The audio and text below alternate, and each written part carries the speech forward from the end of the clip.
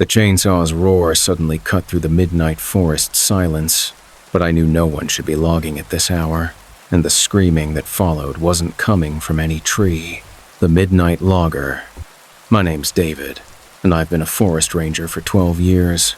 I thought I'd seen everything these woods could throw at me. Bears, illegal hunters, lost hikers going crazy from dehydration. But nothing could have prepared me for what I encountered during my overnight patrol last October. It was just past midnight when I first heard it, that distinctive growl of a chainsaw echoing through the Douglas firs, somewhere deep in the restricted logging area. My blood ran cold because I knew, absolutely knew, that no legitimate operation ran at this hour. The permits I'd issued were all for daylight hours only. I grabbed my radio, tried calling it in to headquarters, but all I got was static. The mountains have dead zones, sure, but my radio had been working fine an hour earlier. Something was jamming the signal, or something didn't want me calling for help. The sound grew louder as I hiked toward it, my flashlight cutting through the thick darkness between the trees.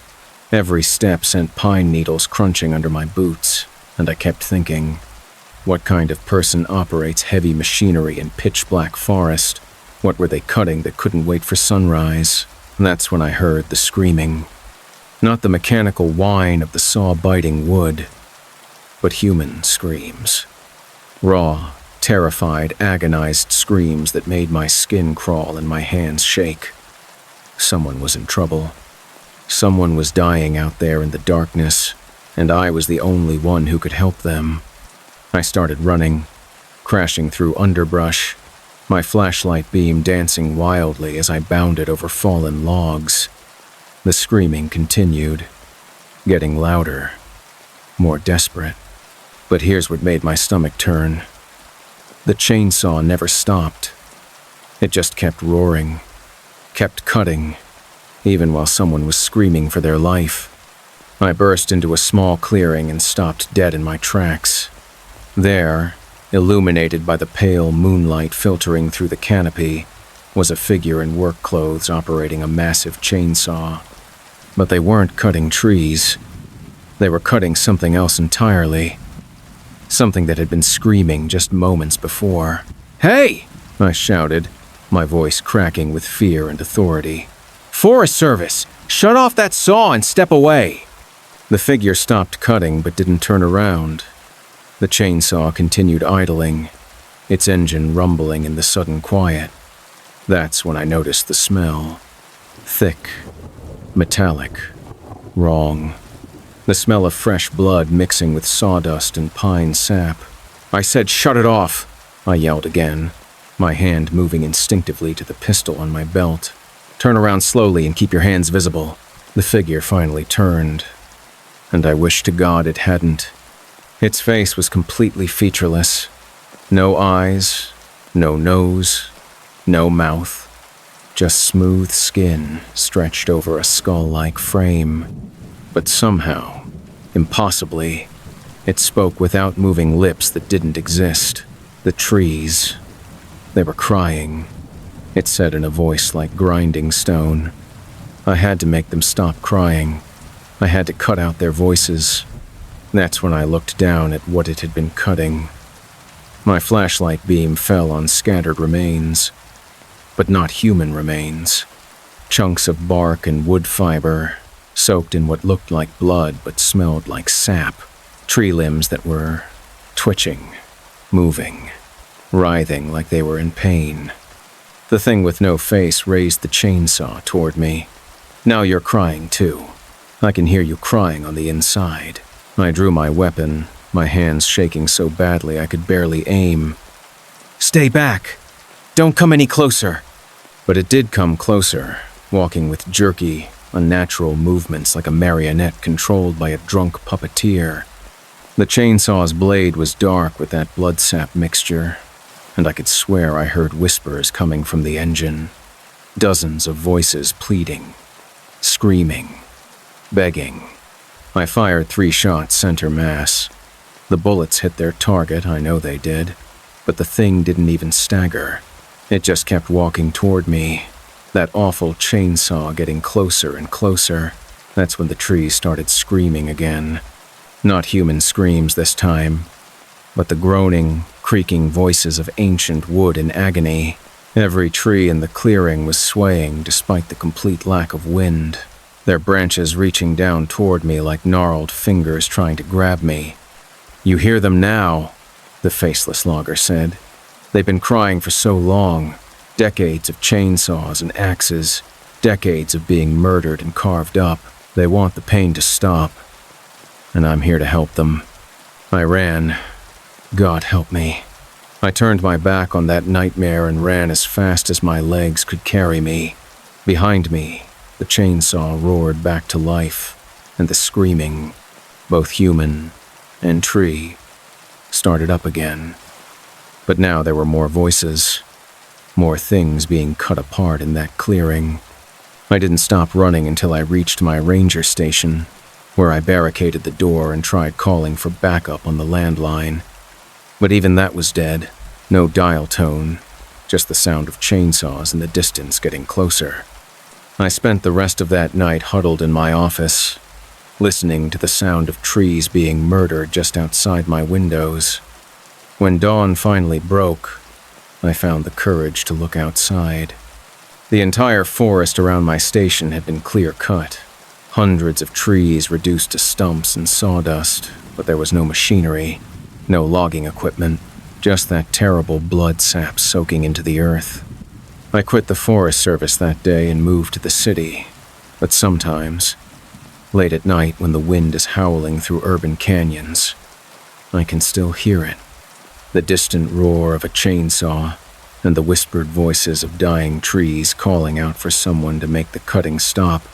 They say urban development is killing our forests, but I know the truth. Something out there in the deep woods is trying to put them out of their misery, one scream at a time. And if you ever hear a chainsaw running at midnight in the forest, don't investigate. Don't try to help. Just run, because you might be next on the list of things that need to stop crying. My headlights caught the hitchhiker's face for just a split second, but those weren't human eyes reflecting back at me. They were glowing, and there were too many of them. The night ride. I'm a long-haul trucker, name's Jake. Been driving these interstate highways for 15 years. I've picked up my share of hitchhikers over the years. Mostly just folks down on their luck needing a ride to the next town. But after what happened on Highway 53 months ago, I'll never stop for another soul as long as I live. It was pushing 2 a.m., that dead hour when the highway belongs to insomniacs and the desperate. I was hauling a load of electronics from Denver to Sacramento, trying to make up time after a delayed start. The radio was playing some late-night talk show about alien abductions. Seemed fitting for that stretch of Nevada desert where the only lights are stars and the occasional passing semi. That's when I saw him standing on the shoulder, thumb out, looking like any other stranded traveler in jeans and a flannel shirt. Something made me slow down. Maybe it was the way he stood perfectly still in the middle of nowhere, or maybe it was just loneliness after driving solo for 12 hours straight. I pulled over, air brakes hissing, and leaned across to roll down the passenger window. "Where you headed?" I called out. "West," he said simply, walking toward my truck. His voice sounded normal enough, but something about it made my skin crawl, like it was coming from too far away, or from underwater. As he climbed into my cab, I got my first good look at him in the dome light. Average height, medium build, baseball cap pulled low over his face. Nothing unusual, except I couldn't quite make out his features in the shadows. But hey, it was dark, and I was tired. "Name's Jake," I said, pulling back onto the highway. "You got a name?" "I have many names," he replied, settling into the passenger seat. "But you can call me Passenger." Weird answer, but I've met all types on the road. Maybe he was one of those philosophical drifter types who thinks everything has deeper meaning. I turned up the radio to fill the awkward silence. We drove for maybe 20 minutes before I started noticing things. Little things at first, like how he never blinked when headlights from oncoming traffic swept through the cab, or how his reflection in the side mirror looked wrong somehow, distorted. "So where exactly west are you going?" I asked, trying to make conversation. "Got family in California? Job waiting?" He turned toward me then, and that's when my headlights caught the reflection from an oncoming car at just the right angle. For one split second, I saw his face clearly in the sudden illumination. He had too many eyes. Not just two, but dozens of them, covering his entire face like some nightmare spider, and they were all glowing with their own sick, greenish light. I jerked the wheel in shock, nearly putting us in the ditch before I regained control. When I looked again, his face was normal, or at least normal-ish in the darkness. "Problem?" he asked casually. "No problem," I stammered, but my hands were shaking on the steering wheel. Had I imagined it? Was I more tired than I thought? Maybe I was hallucinating from too much coffee and not enough sleep. But then I noticed something else. The radio had gone completely silent. Not static. Not even the hum of dead air. Just absolute silence. Like someone had pulled the plug on reality itself. "I like the quiet," my passenger said, as if reading my thoughts. "It makes it easier to hear them calling." "Hear who calling?" I asked, though part of me really didn't want to know the answer. "The ones who've ridden with me before," he said. "They're all still here, you know. In the space between the seats, in the shadows under the dashboard. They want to meet you." That's when I started hearing them. Faint whispers coming from all around the cab. Voices pleading, crying, begging for help. The temperature dropped 20 degrees in seconds, and I could see my breath fogging in the sudden cold. "What the hell are you?" I whispered, afraid to take my eyes off the road but terrified to look at him directly. "I'm what happens when you stop for the wrong hitchhiker," he said, and I could hear the smile in his voice even though I wasn't looking. "I'm the reason truckers tell stories about never picking up strangers on lonely highways." The whispers were getting louder now, more desperate. I could make out individual voices, men, women, even children, all begging me to run, to get away, to not let him take me like he took them. I floored the accelerator, pushing my rig well past safe speeds, thinking maybe I could get to the next truck stop, find other people, get help. But he just laughed, a sound like breaking glass and screaming wind. "Running won't help," he said. "I'm already inside your truck, inside your mind. You invited me in when you stopped. That's all the permission I need." The dashboard lights started flickering, and in their chaotic illumination, I caught glimpses of faces in the windows. Dozens of them, all the people who'd ridden with him before, their eyes wide with terror and warning. That's when I realized something that made my blood freeze. The mile markers we were passing, we'd already passed them. Mile 247, mile 246, mile 245. We were going backwards somehow, caught in some impossible loop on a highway that shouldn't exist. "Time works differently when you ride with me," the thing wearing human skin explained. "We could drive forever, just you and me and all my friends. Wouldn't that be nice?" I tried the CB radio, the cell phone, anything to call for help, but nothing worked. We were trapped in a bubble of nightmare, hurtling down an endless highway with a creature that fed on terror and collected souls. But then, I remembered something my grandfather told me about dealing with evil. Sometimes you have to face it head on, refuse to be afraid, break the spell with pure human stubbornness. I slammed on the brakes. The truck jackknifed, tires screaming against asphalt, trailer swinging wide as we skidded toward the guardrail. In that moment of chaos and screeching metal, I heard him scream. Not with his fake human voice, but with the sound of something ancient and hungry being denied its prey. The truck crashed through the guardrail and rolled down a steep embankment, metal twisting and glass exploding around us. I remember the sensation of tumbling, of the world spinning end over end, and then silence. I woke up in a hospital 3 days later with a concussion and 2 broken ribs. The highway patrol said they found me unconscious in my overturned truck at mile marker 247, alone. No sign of any passenger, no evidence anyone else had been in the cab, but I know he was there. I know what I saw, what I heard, what tried to take me on that empty stretch of highway. And sometimes, late at night when I'm driving the interstates, I still hear them, the whispers of all the people who stopped for the wrong hitchhiker and never made it home. So, take my advice. If you ever see someone standing on a dark highway with their thumb out, especially someone whose face you can't quite make out in your headlights, just keep driving. Don't slow down, don't look back, and whatever you do, don't invite them in, because some passengers never get out at their stop. They just keep riding forever, collecting more souls for their endless journey through the night. The cabin door was wide open when I arrived, snow drifting across the threshold where my brother's footprints simply ended, the vanishing.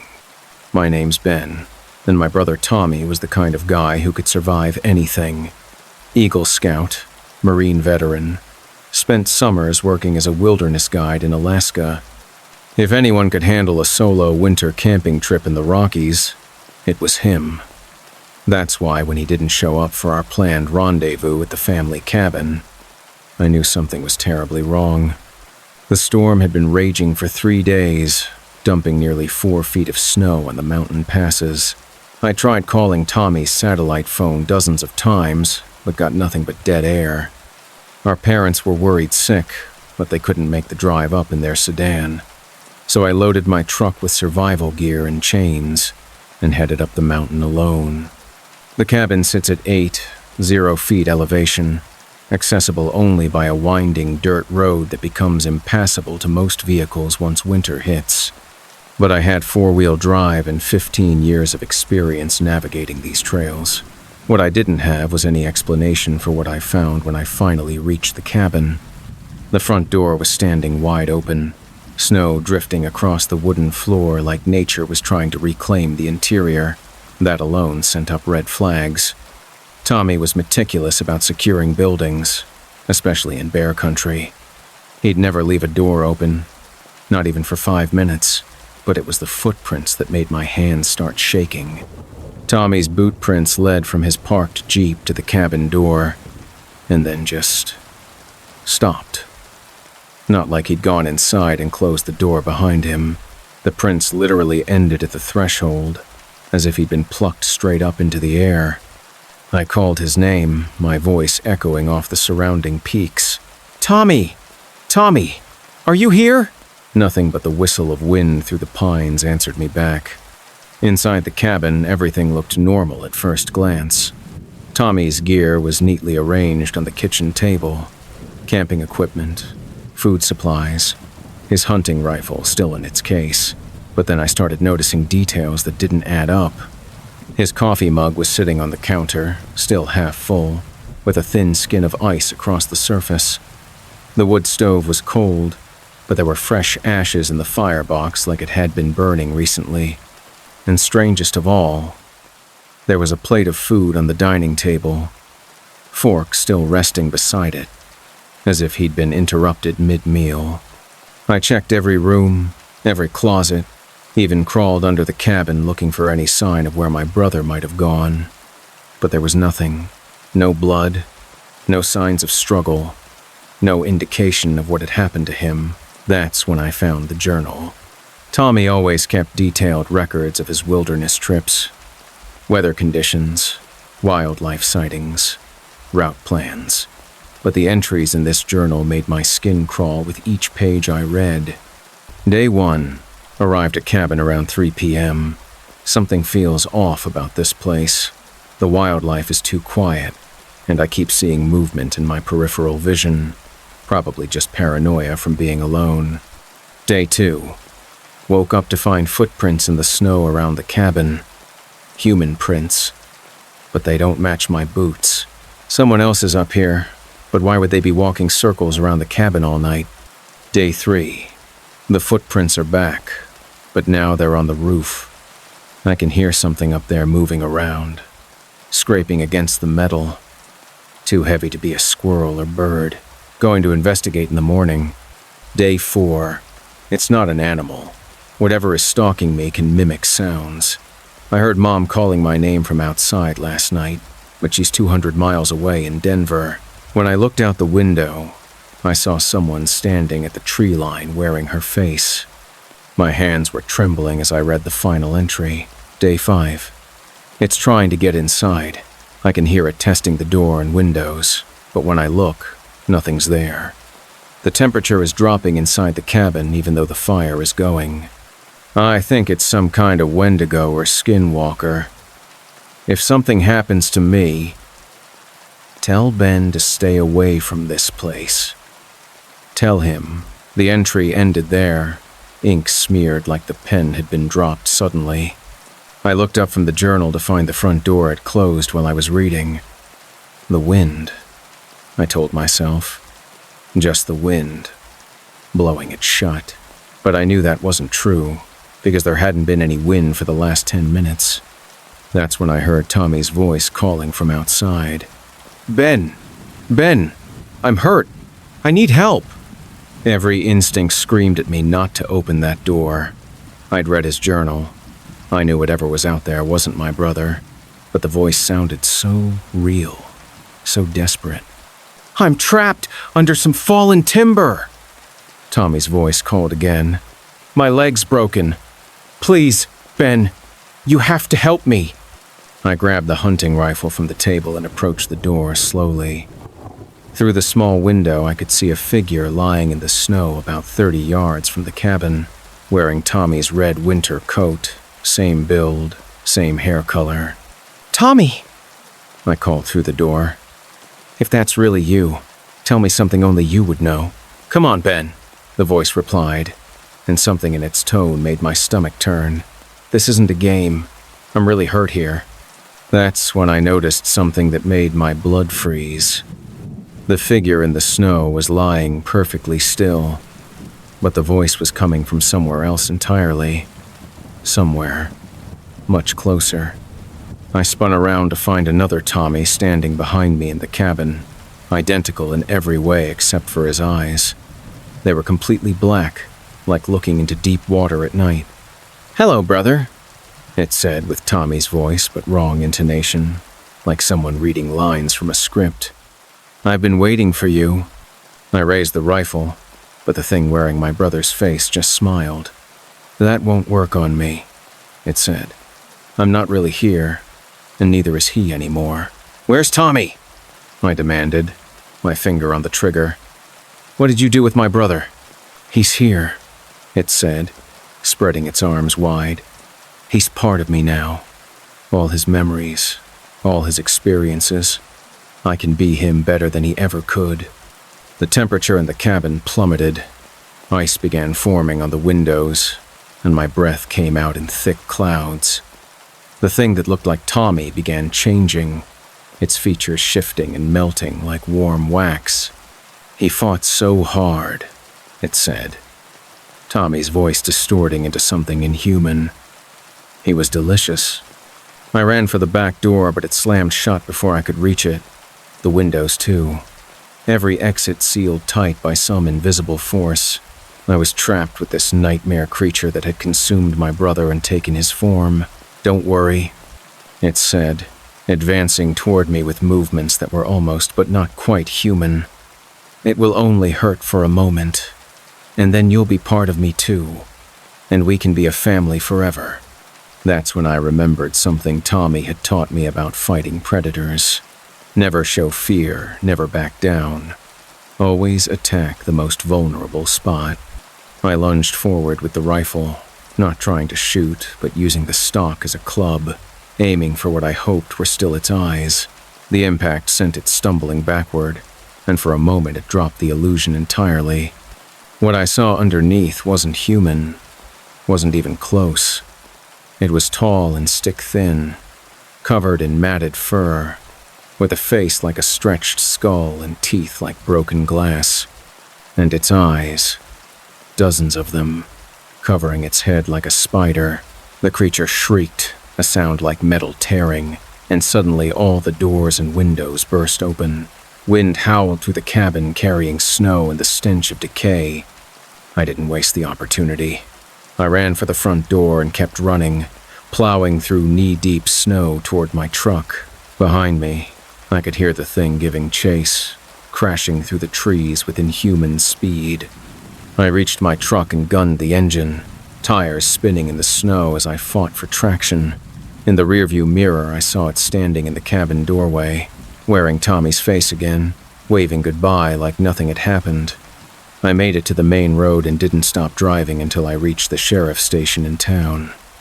They organized a search party, but when we returned to the cabin the next day, it was gone. Not destroyed, not burned down, simply gone, like it had never existed.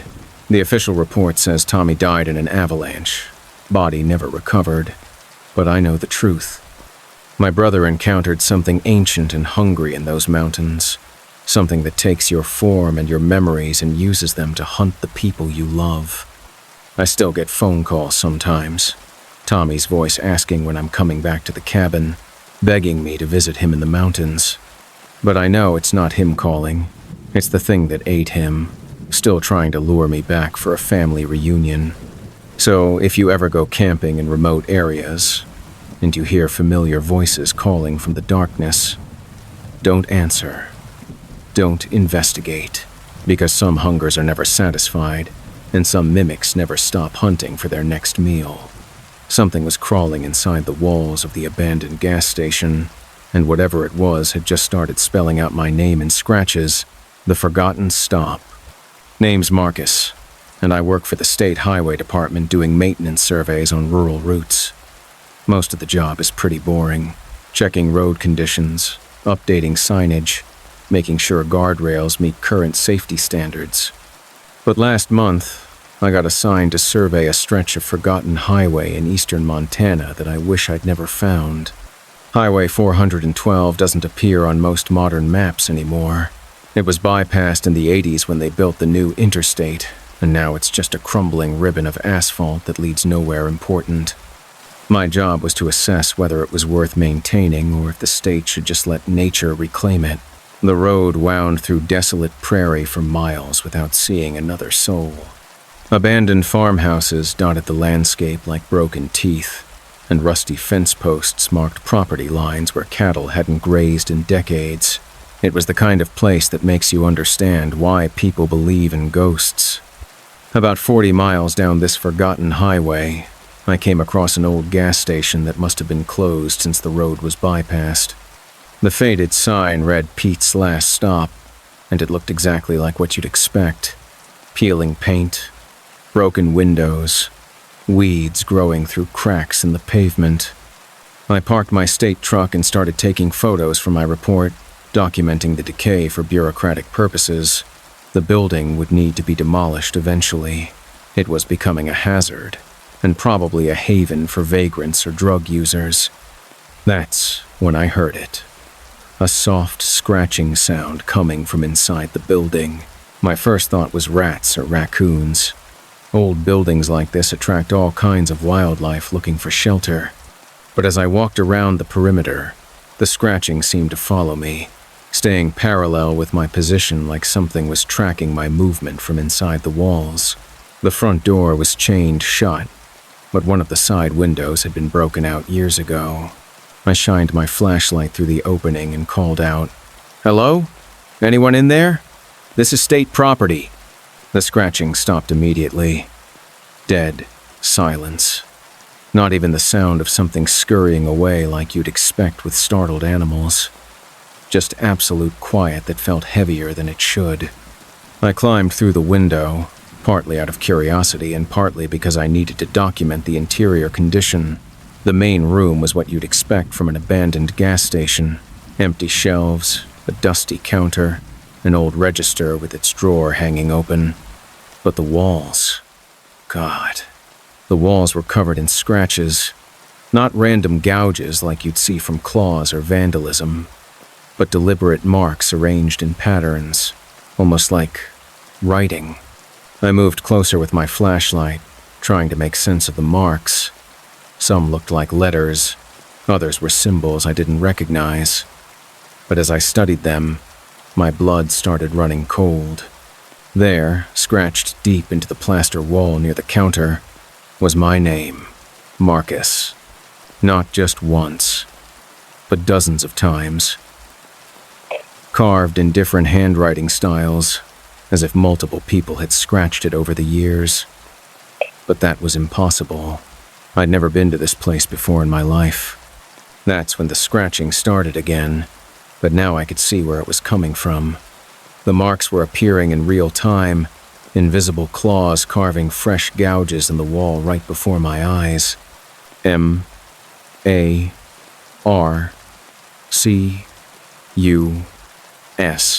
My name being spelled out letter by letter while I watched, accompanied by that soft scratching sound like fingernails on chalkboard. I stumbled backward, my flashlight beam dancing wildly across the walls as my hands shook. Everywhere I looked, more scratches were appearing. Not just my name now, but words, messages, warnings. He's here. He saw. He knows. Get out. Run. Too late. Marcus. Marcus. Marcus. The scratching was getting louder, coming from all around me now. The walls, the ceiling, even the floor, like something was inside the entire structure, clawing its way toward me from every direction. I ran for the window I'd entered through, but it slammed shut before I could reach it. Every window in the building did the same, wooden boards appearing out of nowhere to seal them tight. The chain that had secured the front door rattled and tightened itself. I was trapped inside with whatever was writing my name on the walls. The scratching grew frenzied now, and in the beam of my flashlight I could see the plaster cracking and bulging as something large moved through the space between the walls. Something that knew my name, had been expecting me, had been waiting for me to finally show up at Pete's last stop. Fresh words appeared across the ceiling above my head. Welcome home, Marcus. We've been saving a place for you. That's when I saw them. Faces pushing through the wall like it was made of liquid instead of solid plaster. Dozens of faces, all different ages and genders, all with their mouths open in silent screams, their eyes locked onto mine with desperate recognition. One of them, a middle-aged man in what looked like a gas station uniform, probably Pete himself, managed to push through enough to speak. His voice was like grinding concrete. You shouldn't have come here. This place, it collects people. It's been collecting them for decades. The scratching intensified, and more faces began emerging from the walls. Men, women, children, all previous visitors to this roadside stop who'd never left, all trapped inside the building's structure like insects in amber. It knows your name because you're supposed to be here, Pete's ghost continued. Everyone who drives down that forgotten highway is supposed to end up at the last stop. It's been calling you for miles, drawing you in. The walls began closing in, physically shrinking the room as more of those trapped souls pushed through from inside. I could feel their desperate hunger, their need to touch something living, to remember what warmth felt like.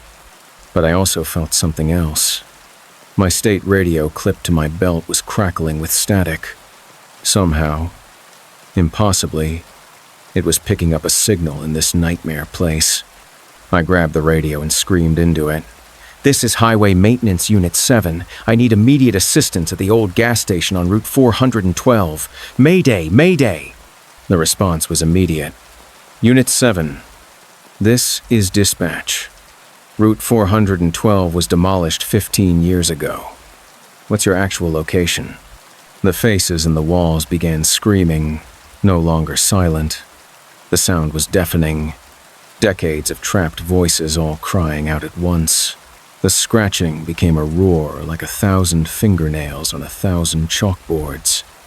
But the radio contact had broken something in the spell. The walls stopped moving. The faces began retreating back into the plaster. Light began seeping in through cracks that appeared around the boarded windows. "I'm getting out of here," I whispered into the radio, though I wasn't sure anyone could still hear me through the supernatural interference. I charged at the front door, hitting it with my full weight. The chains burst apart like they were made of paper, and I tumbled out into the bright afternoon sunlight. Behind me, Pete's last stop began crumbling, the building collapsing in on itself like a house of cards. Within minutes, there was nothing left but a pile of rubble and the sound of wind blowing across empty prairie. I called in my report, but when the demolition crew arrived the next day, they found no trace of any building. According to official records, there had never been a gas station at that location. Route 412 had been completely demolished and the land reclaimed before I was even born, but I know what I experienced. I know that some places exist outside normal time and space, feeding on lost travelers and forgotten highways. Places that call your name from miles away and scratch it into their walls while they wait for you to finally arrive. I still work for the highway department, but I don't take rural assignments anymore. And when I drive the interstates, I never take unknown exits or follow roads that don't appear on GPS. Because somewhere out there, on highways that shouldn't exist, there are stops that collect souls.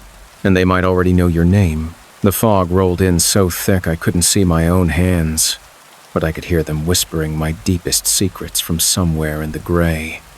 The whisper fog. I'm Dr. Nathan Pierce, and I used to be a rational man.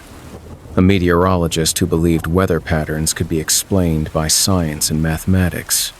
But after what happened during my research expedition to the Oregon coast last fall, I know there are some phenomena that exist beyond the reach of barometric pressure and wind speed calculations. I'd been studying an unusual fog pattern that had been appearing along a remote stretch of coastline near Cape Perpetua. Local fishermen had been reporting strange incidents.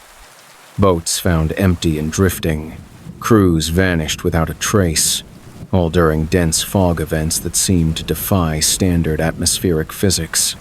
The fog would roll in from the ocean at precisely 3:17 a.m.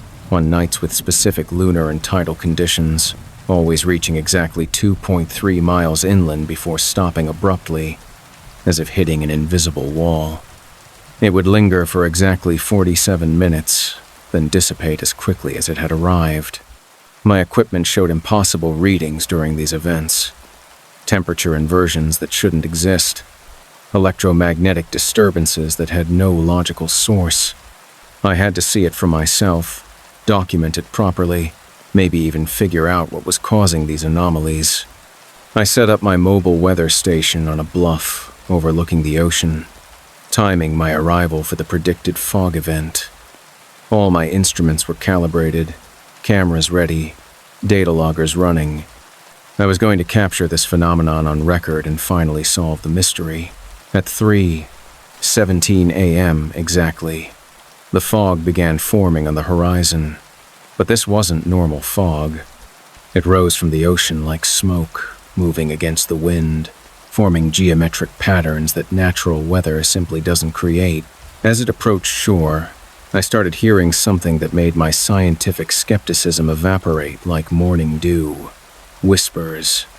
Dozens of voices carrying on the fog, speaking words I couldn't quite make out but that somehow sounded familiar. The fog reached my position and enveloped everything in thick, gray silence. My instruments went crazy. Temperature readings fluctuating wildly. Barometric pressure doing things that should have been physically impossible. But it was the whispers that really got to me. "Nathan," a voice said from somewhere in the gray. "Nathan Pierce, born October 15th, 1978, in Portland General Hospital." I spun around, trying to locate the source, but the fog was so thick I couldn't see 2 feet in any direction. "Who's there?" I called out. "How do you know my name?" "We know more than your name," another voice replied from a different direction. "We know about the night you stole $20 from your mother's purse when you were 12. We know about the girl you never called back after promising you would." My hands were shaking as I fumbled for my voice recorder. This had to be some kind of hoax. Someone was messing with me, using speakers hidden in the fog. But how would they know such personal details about my life? "We know about the accident," a third voice whispered, and my blood ran cold. "The one you never reported. The dog you hit on Route 99 and just kept driving. No one knew about that. It had happened 15 years ago, late at night on an empty road. I'd never told a soul, never filed a report. The guilt had eaten at me for years, but I'd buried it deep, convinced myself it was better to forget." "How?" I stammered into the gray void. "How could you possibly know that?" "We know everything," the voices said in unison now, dozens of them speaking as one. "Every secret shame, every hidden guilt, every lie you've told yourself. We collect them, Nathan. We preserve them in the fog." The temperature dropped 20 degrees in seconds. I could see my breath fogging up in the already thick air, and something else, shapes moving in the mist. Human silhouettes that appeared for just a moment before fading back into gray. "You've been calling us," the chorus of voices continued. "Every night when you lie awake remembering your failures, your regrets, we hear you. We feel your shame like a beacon in the darkness." My scientific equipment was going haywire, alarms beeping as sensors registered readings that shouldn't be possible. But more terrifying than any data was the growing realization that these voices knew things about me I'd never told another living soul.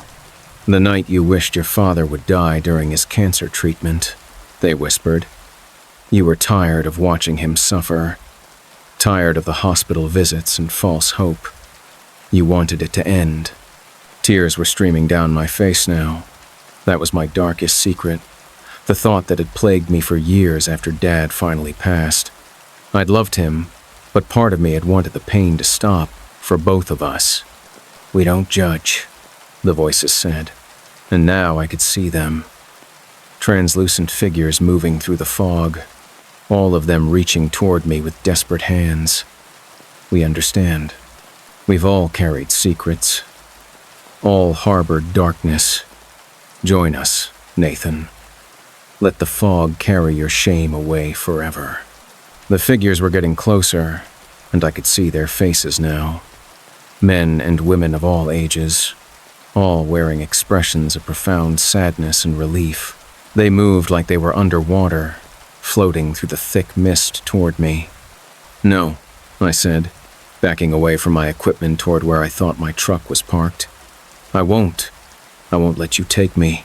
But you want to come?" they said, and their voices were so understanding, so forgiving. "You're tired of carrying all that guilt, all those secrets. Wouldn't it be nice to just let go?" Part of me did want to let go. The weight of years of accumulated shame and regret was crushing, and the idea of joining these lost souls in their gray limbo seemed almost peaceful.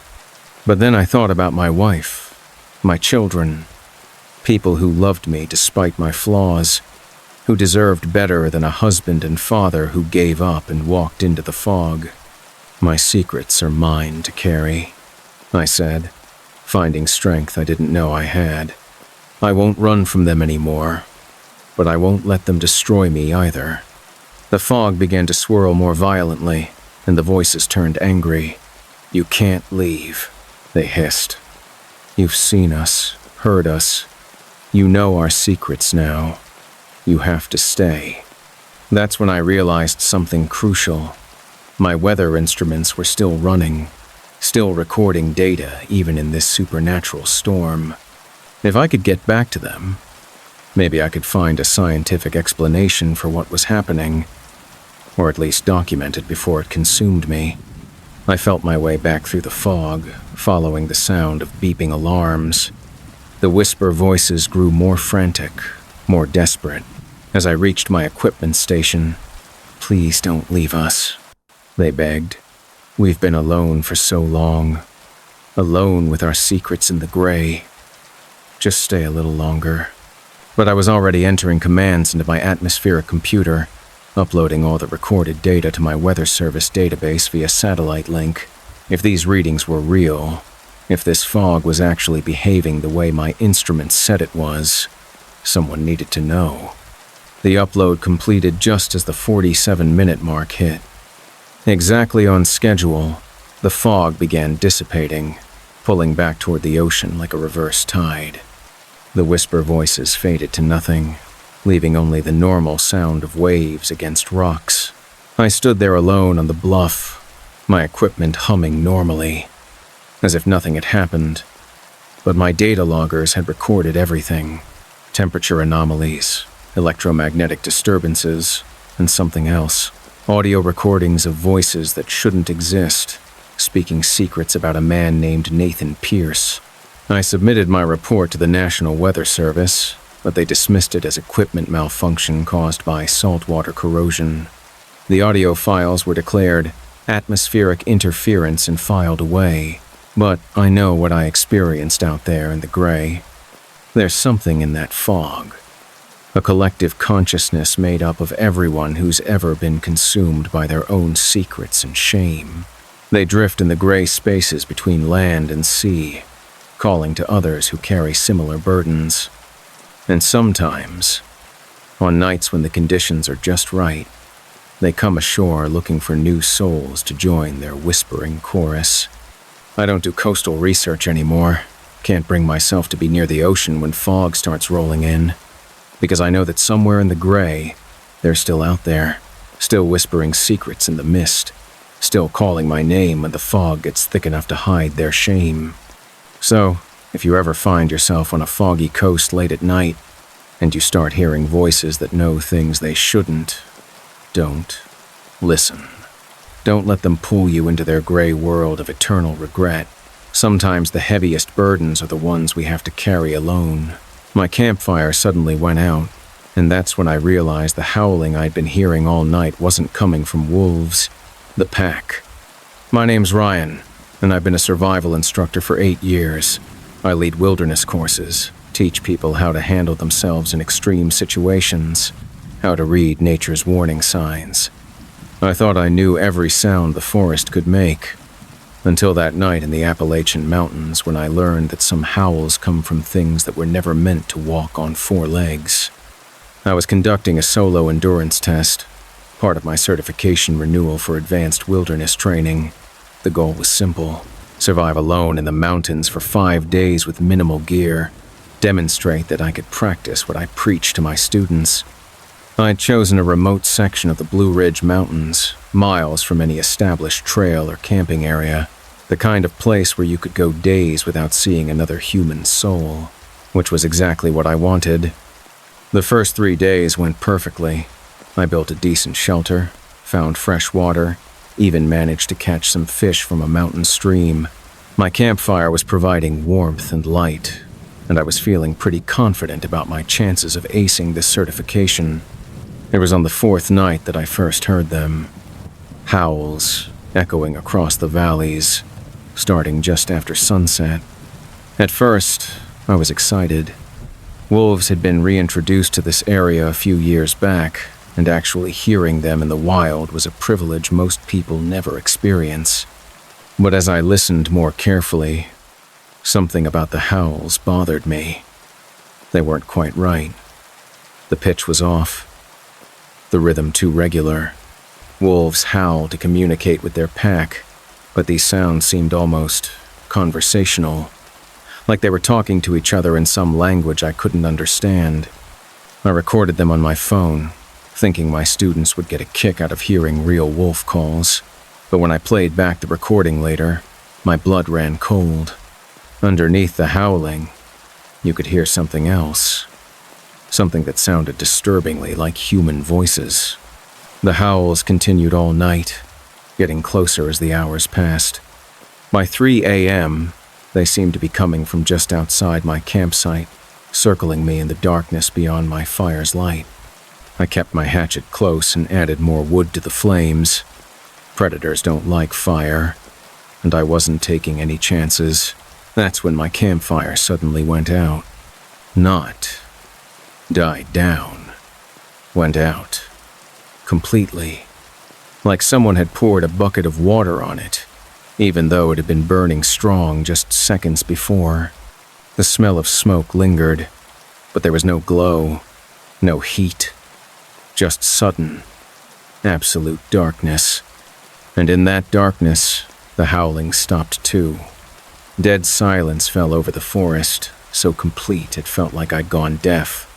No insects, no wind through leaves, no distant bird calls, nothing. I fumbled for my flashlight, my hands shaking as I tried to find the switch in the pitch black. When the beam finally cut through the darkness, I wished I'd stayed blind. They were surrounding my campsite, but these weren't wolves. They stood upright like humans, but their bodies were wrong. Elongated, covered in patchy fur, with arms that hung too long and fingers that ended in yellowed claws. Their faces were the worst part, almost human, but stretched and distorted, with eyes that reflected my flashlight beam like an animal's. There were at least a dozen of them, all standing perfectly still just at the edge of my light, watching, waiting. "Stay back," I said, trying to keep my voice steady as I reached for my hatchet. "I'm armed. Don't come any closer." One of them, the largest one, standing directly in front of me, opened its mouth and made a sound that chilled me to the bone. It was my voice, perfect mimicry of my own speech patterns. "Stay back," it repeated in my exact tone. "I'm armed. Don't come any closer." The others began laughing, a horrible sound like hyenas, but with an intelligence behind it that was unmistakably human. They were mocking me, playing with me, showing me that they could steal my voice just like they'd probably stolen dozens of others. "What do you want?" I demanded, though I wasn't sure I wanted to hear the answer. The leader tilted its head, studying me with those awful, glowing eyes. When it spoke again, it was still using my voice, but saying words I'd never spoken. "We want what you took from us," it said. "We want our humanity back." That's when I understood. These things, they had been human once. Something had changed them, transformed them into these nightmare creatures that could only remember how to be human by stealing voices and mimicking behavior. "We were hikers once," another one said, this time in a woman's voice that trembled with sadness. "Campers, hunters, people like you who came to these mountains seeking adventure, but we found something else instead." "Found what?" I asked, though part of me really didn't want to know. "The source," the leader said. "The thing that changes people, that takes their human shape and turns them into this. It's still here, Ryan. Still waiting for fresh meat to transform." They knew my name. Of course they did. They probably knew everything about me. Had been watching me for days while I blundered through their territory thinking I was alone. "But here's the thing," the leader continued, and now its voice was changing, cycling through different tones and accents like a radio scanning stations. "We remember what it was like to be human. We remember warmth and laughter and the feeling of being loved. And we miss it so much it drives us insane." The circle began closing in, these half-human things moving with predatory grace. My flashlight beam swept across faces that were familiar yet alien, like looking at distorted reflections in a funhouse mirror. "So we've learned to take those feelings back," the woman's voice said. "We hunt the ones who still have their humanity intact, and we absorb what makes them human. Their memories, their emotions, their capacity for love and fear and joy." I raised my hatchet, backing toward where I thought my shelter was. Stay away from me. I mean it. But they just kept coming. And now they were all speaking in unison. Not in my voice anymore, but in a cacophony of stolen voices from all the people they'd taken over the years. It won't hurt for long, they said together. The transformation is actually quite peaceful. And then you'll understand. You'll see that being human is overrated when you can be something so much more. That's when I remembered my emergency flare.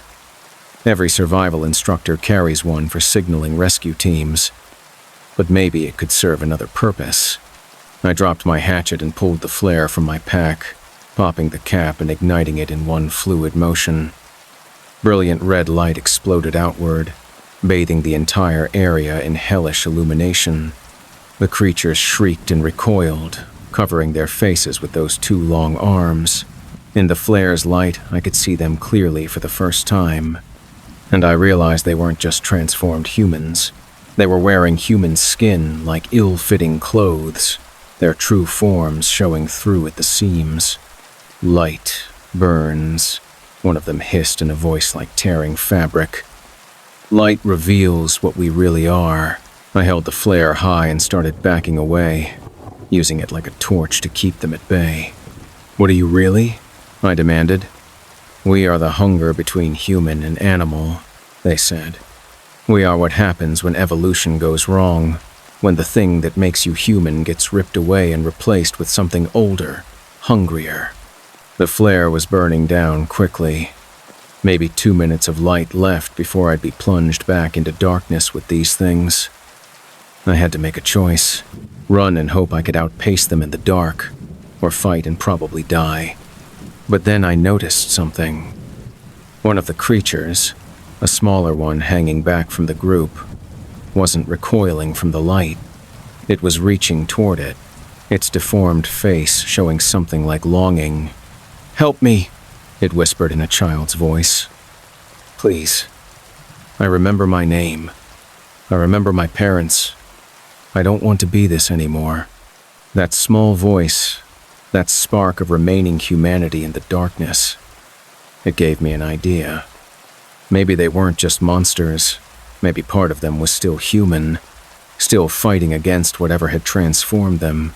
"Fight it," I said to the small one. "Remember who you were. Remember what it felt like to be human." The creature shuddered, its form rippling like water. For a moment, I could see a young boy's face beneath the distorted features, maybe 10 years old, with scared eyes and tears on his cheeks. "My name is Kevin," he said in his own voice. "I got lost during a family camping trip.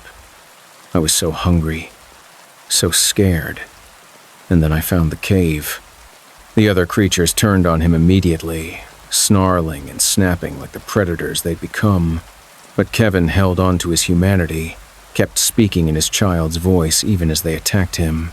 "The cave changes you," he said, his words becoming urgent as the pack fell on him. "It makes you forget who you are, makes you hungry for human warmth.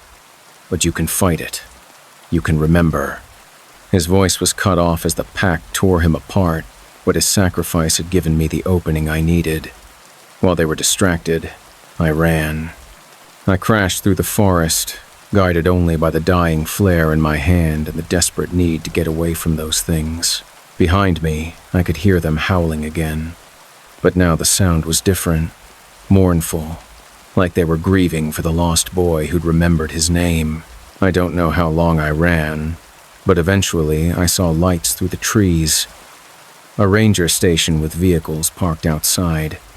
I burst through the door, babbling about creatures and transformations and caves that change people into monsters. The rangers listened patiently, then explained that I was suffering from exposure and dehydration. Hallucinations weren't uncommon in extreme survival situations. They gave me water, food, a warm place to rest until morning. But I know what I saw. I know that somewhere in those mountains is a cave that strips away humanity and replaces it with something hungry and hollow. And I know that the howls you hear at night in the deep wilderness, they're not always coming from wolves. Sometimes they're coming from people who lost their way and found something that took their human hearts and left them with nothing but the memory of what they used to be. So if you ever hear howling that sounds almost but not quite like wolves, listen carefully, because sometimes, buried underneath the animal sounds, you can hear human voices calling for help. Voices of people who are still fighting to remember their names, and if you're brave enough, maybe you can help them remember what it means to be human. The trail cam footage showed something walking upright through our hunting grounds at 3 a.m., but when it turned toward the camera, I wish I'd never seen its face. The Watcher. My name's Cole, and I've been bow hunting in the same patch of West Virginia wilderness for over a decade. My grandfather's land, 500 acres of dense forest that's been in our family for 3 generations. I thought I knew every inch of those woods, every deer trail and creek bed. But the footage I captured last month proved that something else has been living on our land.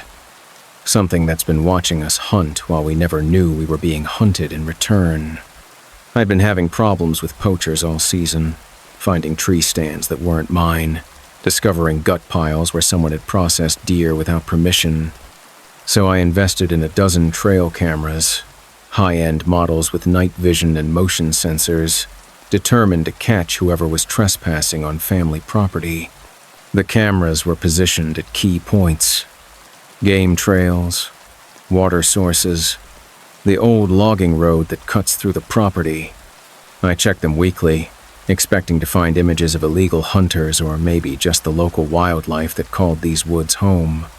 For the first month, that's exactly what I got.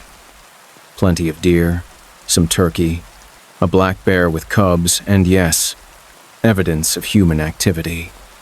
But not poachers. The trail cams caught me and my hunting buddies, perfectly normal images of us checking stands and tracking game. But then I started noticing something odd in the background of these photos. In shots where we were clearly visible in the foreground, there were often strange shadows at the edge of the frame. Dark shapes that could have been trees or rocks, except they appeared in different positions in subsequent photos, like they'd moved between shots. I figured it was just pareidolia, the human tendency to see patterns and faces in random objects. Our brains are wired to recognize human forms, even when they're not really there. But the shadows kept appearing, and they seemed to be getting closer to our group with each hunting trip. It was the night vision footage that really got my attention. One of my cameras, positioned overlooking a prime deer crossing, had been triggered at 3:17 a.m. on a Tuesday night when none of us were on the property. I expected to see a deer or maybe a coyote. Instead, I saw something walking upright through the frame. At first glance, it looked human. Bipedal locomotion, roughly human proportions. But something about its movement was wrong. Too fluid, like it was gliding instead of walking. And its arms, they hung down past its knees, swaying as it moved. I replayed the footage dozens of times, enhancing the image as much as my software would allow.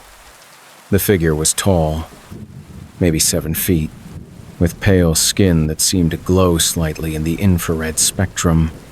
But it was the way it moved that really unsettled me, like it was deliberately imitating human movement without quite understanding how humans actually walk.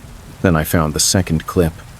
This one was from a camera positioned near our main hunting blind, recorded the following night at exactly the same time.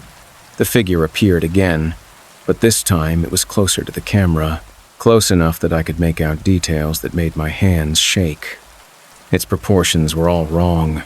The torso was too long, the limbs too thin, and its head. God. Its head was turned at an impossible angle, like someone had twisted it 180 degrees. But it was still walking forward normally, as if having your head face backward was perfectly natural. I called my hunting partner Jim, told him about the footage. We decided to set up an overnight watch in one of our elevated blinds, armed with thermal scopes and high-powered rifles. Whatever this thing was, we were going to get some answers. Jim arrived just before sunset, carrying enough firepower to stop a charging bear. We climbed into our blind and settled in for a long night of surveillance, our thermal equipment trained on the area where I'd captured the footage. "You sure this isn't just someone messing with you?" Jim asked for the third time. "Maybe one of those cryptid hunters with a costume?" I played the footage on my tablet again, zooming in on the figure's backward-facing head. "Does that look like a costume to you?" Jim's expression sobered as he studied the image. "Jesus, what the hell is that thing?" We didn't have to wait long to find out. At 3:17 a.m. exactly, the same time as the previous sightings, our thermal scopes lit up with a signature approaching from the north. Whatever it was put off almost no body heat, just a faint outline moving through the trees. "There," Jim whispered, adjusting his scope. "I've got it." "What the—" Through my own thermal viewer, I watched the figure glide between the trees with that same unnatural movement I'd seen in the footage. But now I could see it in real time, and the wrongness of it made my stomach turn. It wasn't walking. It was flowing, like its legs weren't quite solid. And its heat signature. Humans show up bright white on thermal, warm-blooded and easy to track. This thing was barely visible, like it was the same temperature as the surrounding air. "Take the shot," I whispered to Jim. "Center mass." Jim lined up his rifle, a .36 that could drop an elk at 300 yards. His finger tightened on the trigger, and then the thing turned toward our blind. Even through the thermal scope, I could see its face clearly now. It was human, but wrong. The features were melted, flowing like warm wax, with eyes that were too large and positioned where ears should be, and its mouth was a vertical slit that opened to reveal rows of needle-sharp teeth. But the worst part was the expression on its face. It looked disappointed, like a parent catching a child doing something they shouldn't. "It knows we're here," Jim said, his voice trembling. "It's looking right at us." The thing raised one of its two long arms and waved, a perfectly human gesture that somehow made it even more terrifying. Then it opened that vertical mouth and spoke in a voice that carried clearly across the 100 yards between us. "Cole, Jim, I've been watching you hunt for so long. Isn't it time you let me return the favor?" We both fired at the same time, muzzle flashes lighting up the night. Both shots hit. I'm sure they did, but the thing just laughed, a sound like wet leaves rustling, and began moving toward our blind with increased speed. "Down," I hissed, and we both scrambled down from the elevated platform. "We need to get to the truck." My pickup was parked about a quarter-mile away, connected to the blind by a well-worn path. But in the darkness, with this thing pursuing us, that quarter-mile might as well have been a marathon. We ran through the forest, crashing through undergrowth we normally would have navigated carefully. Behind us, I could hear it giving chase. Not running, but somehow keeping pace with our panicked flight. And it was laughing the entire time, that awful rustling sound echoing through the trees. "Almost there," Jim gasped as we broke into the small clearing where I'd parked. But when we reached the truck, my heart sank. All 4 tires had been slashed, deep claw marks scoring the rubber. It was here first, I realized. It knew where we'd parked, knew we'd run for the truck. It's been planning this. The thing emerged from the tree line behind us, moving with that fluid, unnatural gait. In the moonlight, I could see it clearly now. Not just its impossible anatomy, but the way its skin seemed to shift and change like it was trying on different faces. "You've been hunting on my land for years," it said, cycling through different voices now. My grandfather's, my father's, my own. Taking my deer, my turkeys, my rabbits.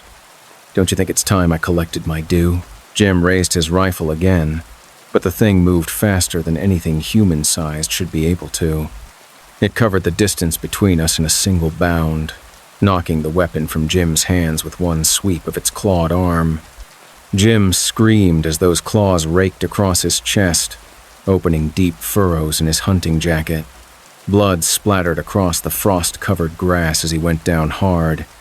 I swung my hatchet at the thing's back, feeling the blade bite into something that felt like wood instead of flesh. Black sap poured from the wound instead of blood, and the creature spun around with inhuman speed. "My turn?" it said in Jim's voice, even though Jim was lying unconscious at its feet. It had stolen his voice in the few seconds it had taken to wound him. Those needle teeth were inches from my face when I heard the sound of engines approaching. Headlights cut through the darkness as 2 ATVs roared into the clearing, other hunters who'd heard our gunshots and come to investigate. The thing hissed and recoiled from the sudden light and noise. In that moment of distraction, I grabbed Jim under the arms and dragged him toward the approaching vehicles. "Help!" I screamed at the riders. "There's something out here! Something not human!" The ATV riders dismounted, assault rifles at the ready, serious hunters who weren't afraid of anything the woods could throw at them. But when they saw the creature standing in the clearing, their weapons lowered in shock. "What in God's name?" one of them breathed. The thing looked at each of us in turn, as if memorizing our faces. Then it smiled. A horrible expression that split its melted features in ways that shouldn't be possible. "Until next time," it said in my grandfather's voice, and melted back into the forest like smoke. We got Jim to a hospital where he recovered from his injuries, though he never hunted again after that night. The other hunters helped me search the woods, but we never found any trace of the creature. No footprints, no blood, no evidence it had ever existed except for the slashed tires and Jim's wounds. I had the trail cam footage, though. Hours of video showing that thing watching us hunt, learning our patterns, studying our behavior like we were the animals and it was the predator. I don't hunt those woods anymore. Sold the land to the State Forestry Service and moved to town. But sometimes, late at night when I'm trying to sleep, I think I hear it laughing in the distance. That awful rustling sound like dead leaves. And I wonder how many other hunters it's watching right now, learning their routines, waiting for the perfect moment to turn the tables and remind them that in the deep woods, sometimes you're not the only one hunting.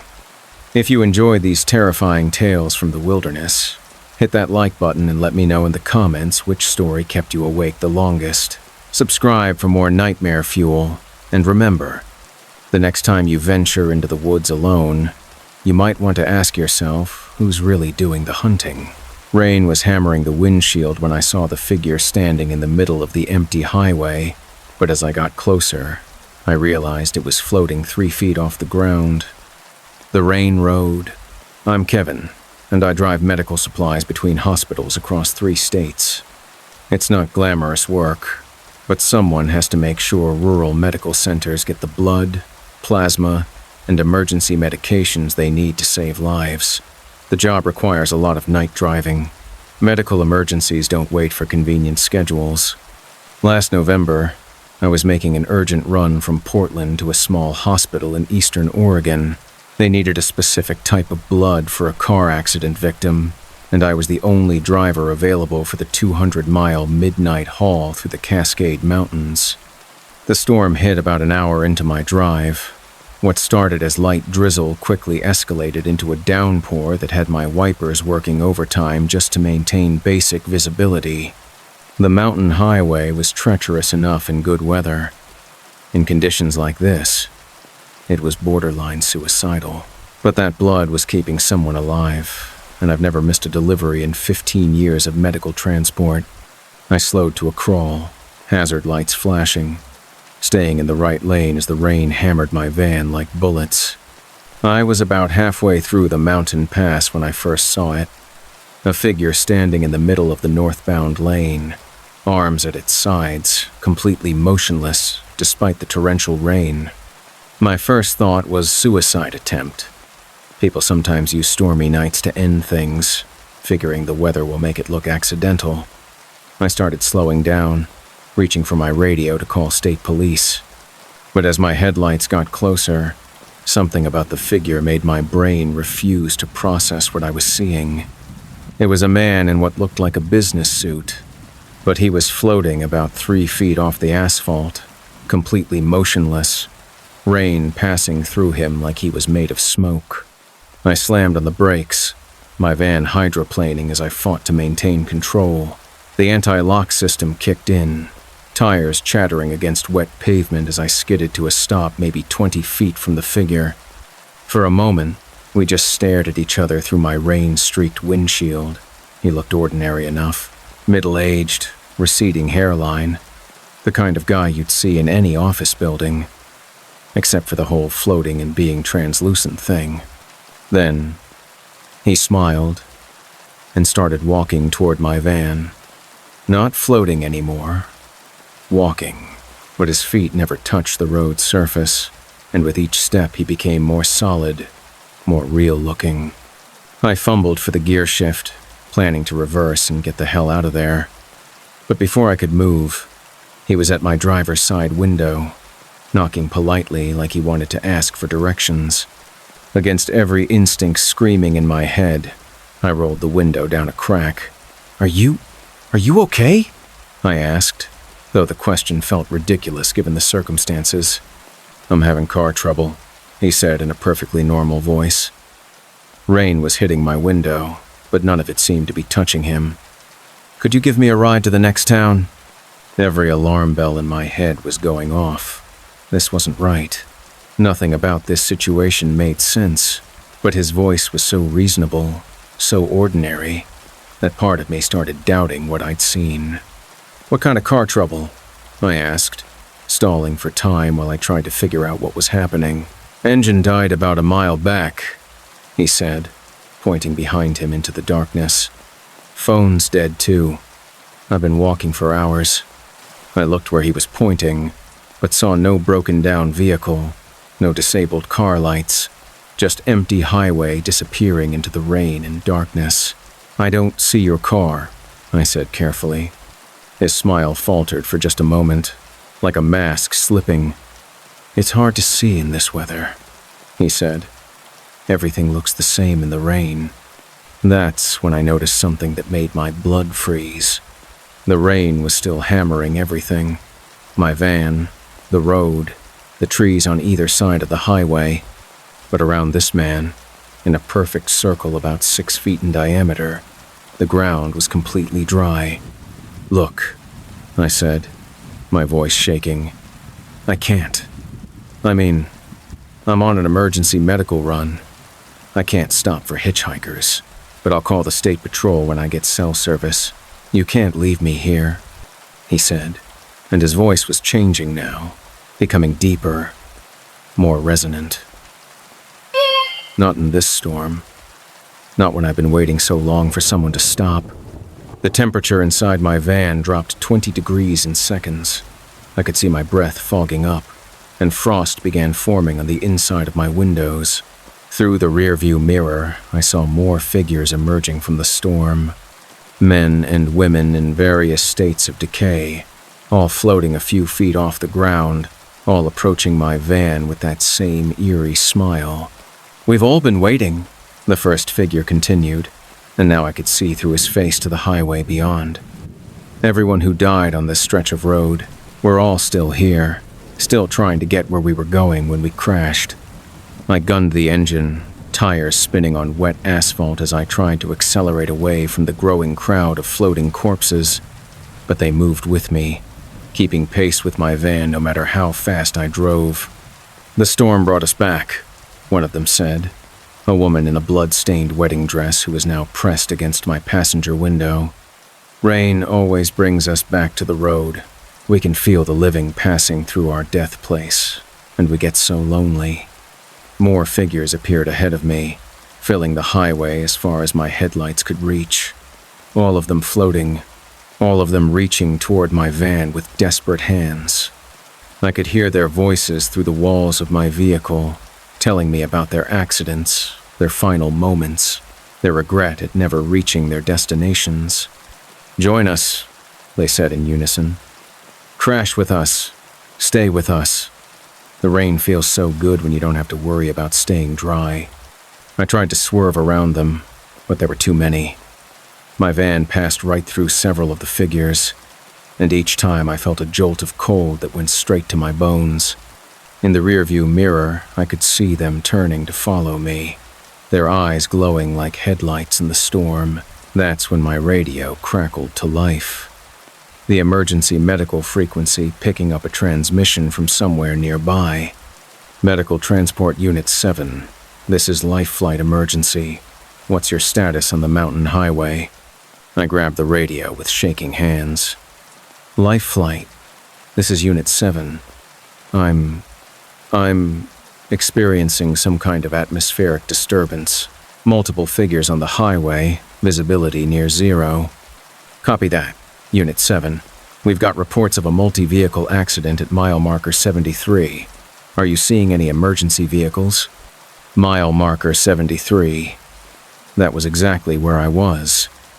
But I didn't see any accident, any emergency vehicles. Just the floating figures of the dead, still reaching for my van as I drove through their ethereal forms.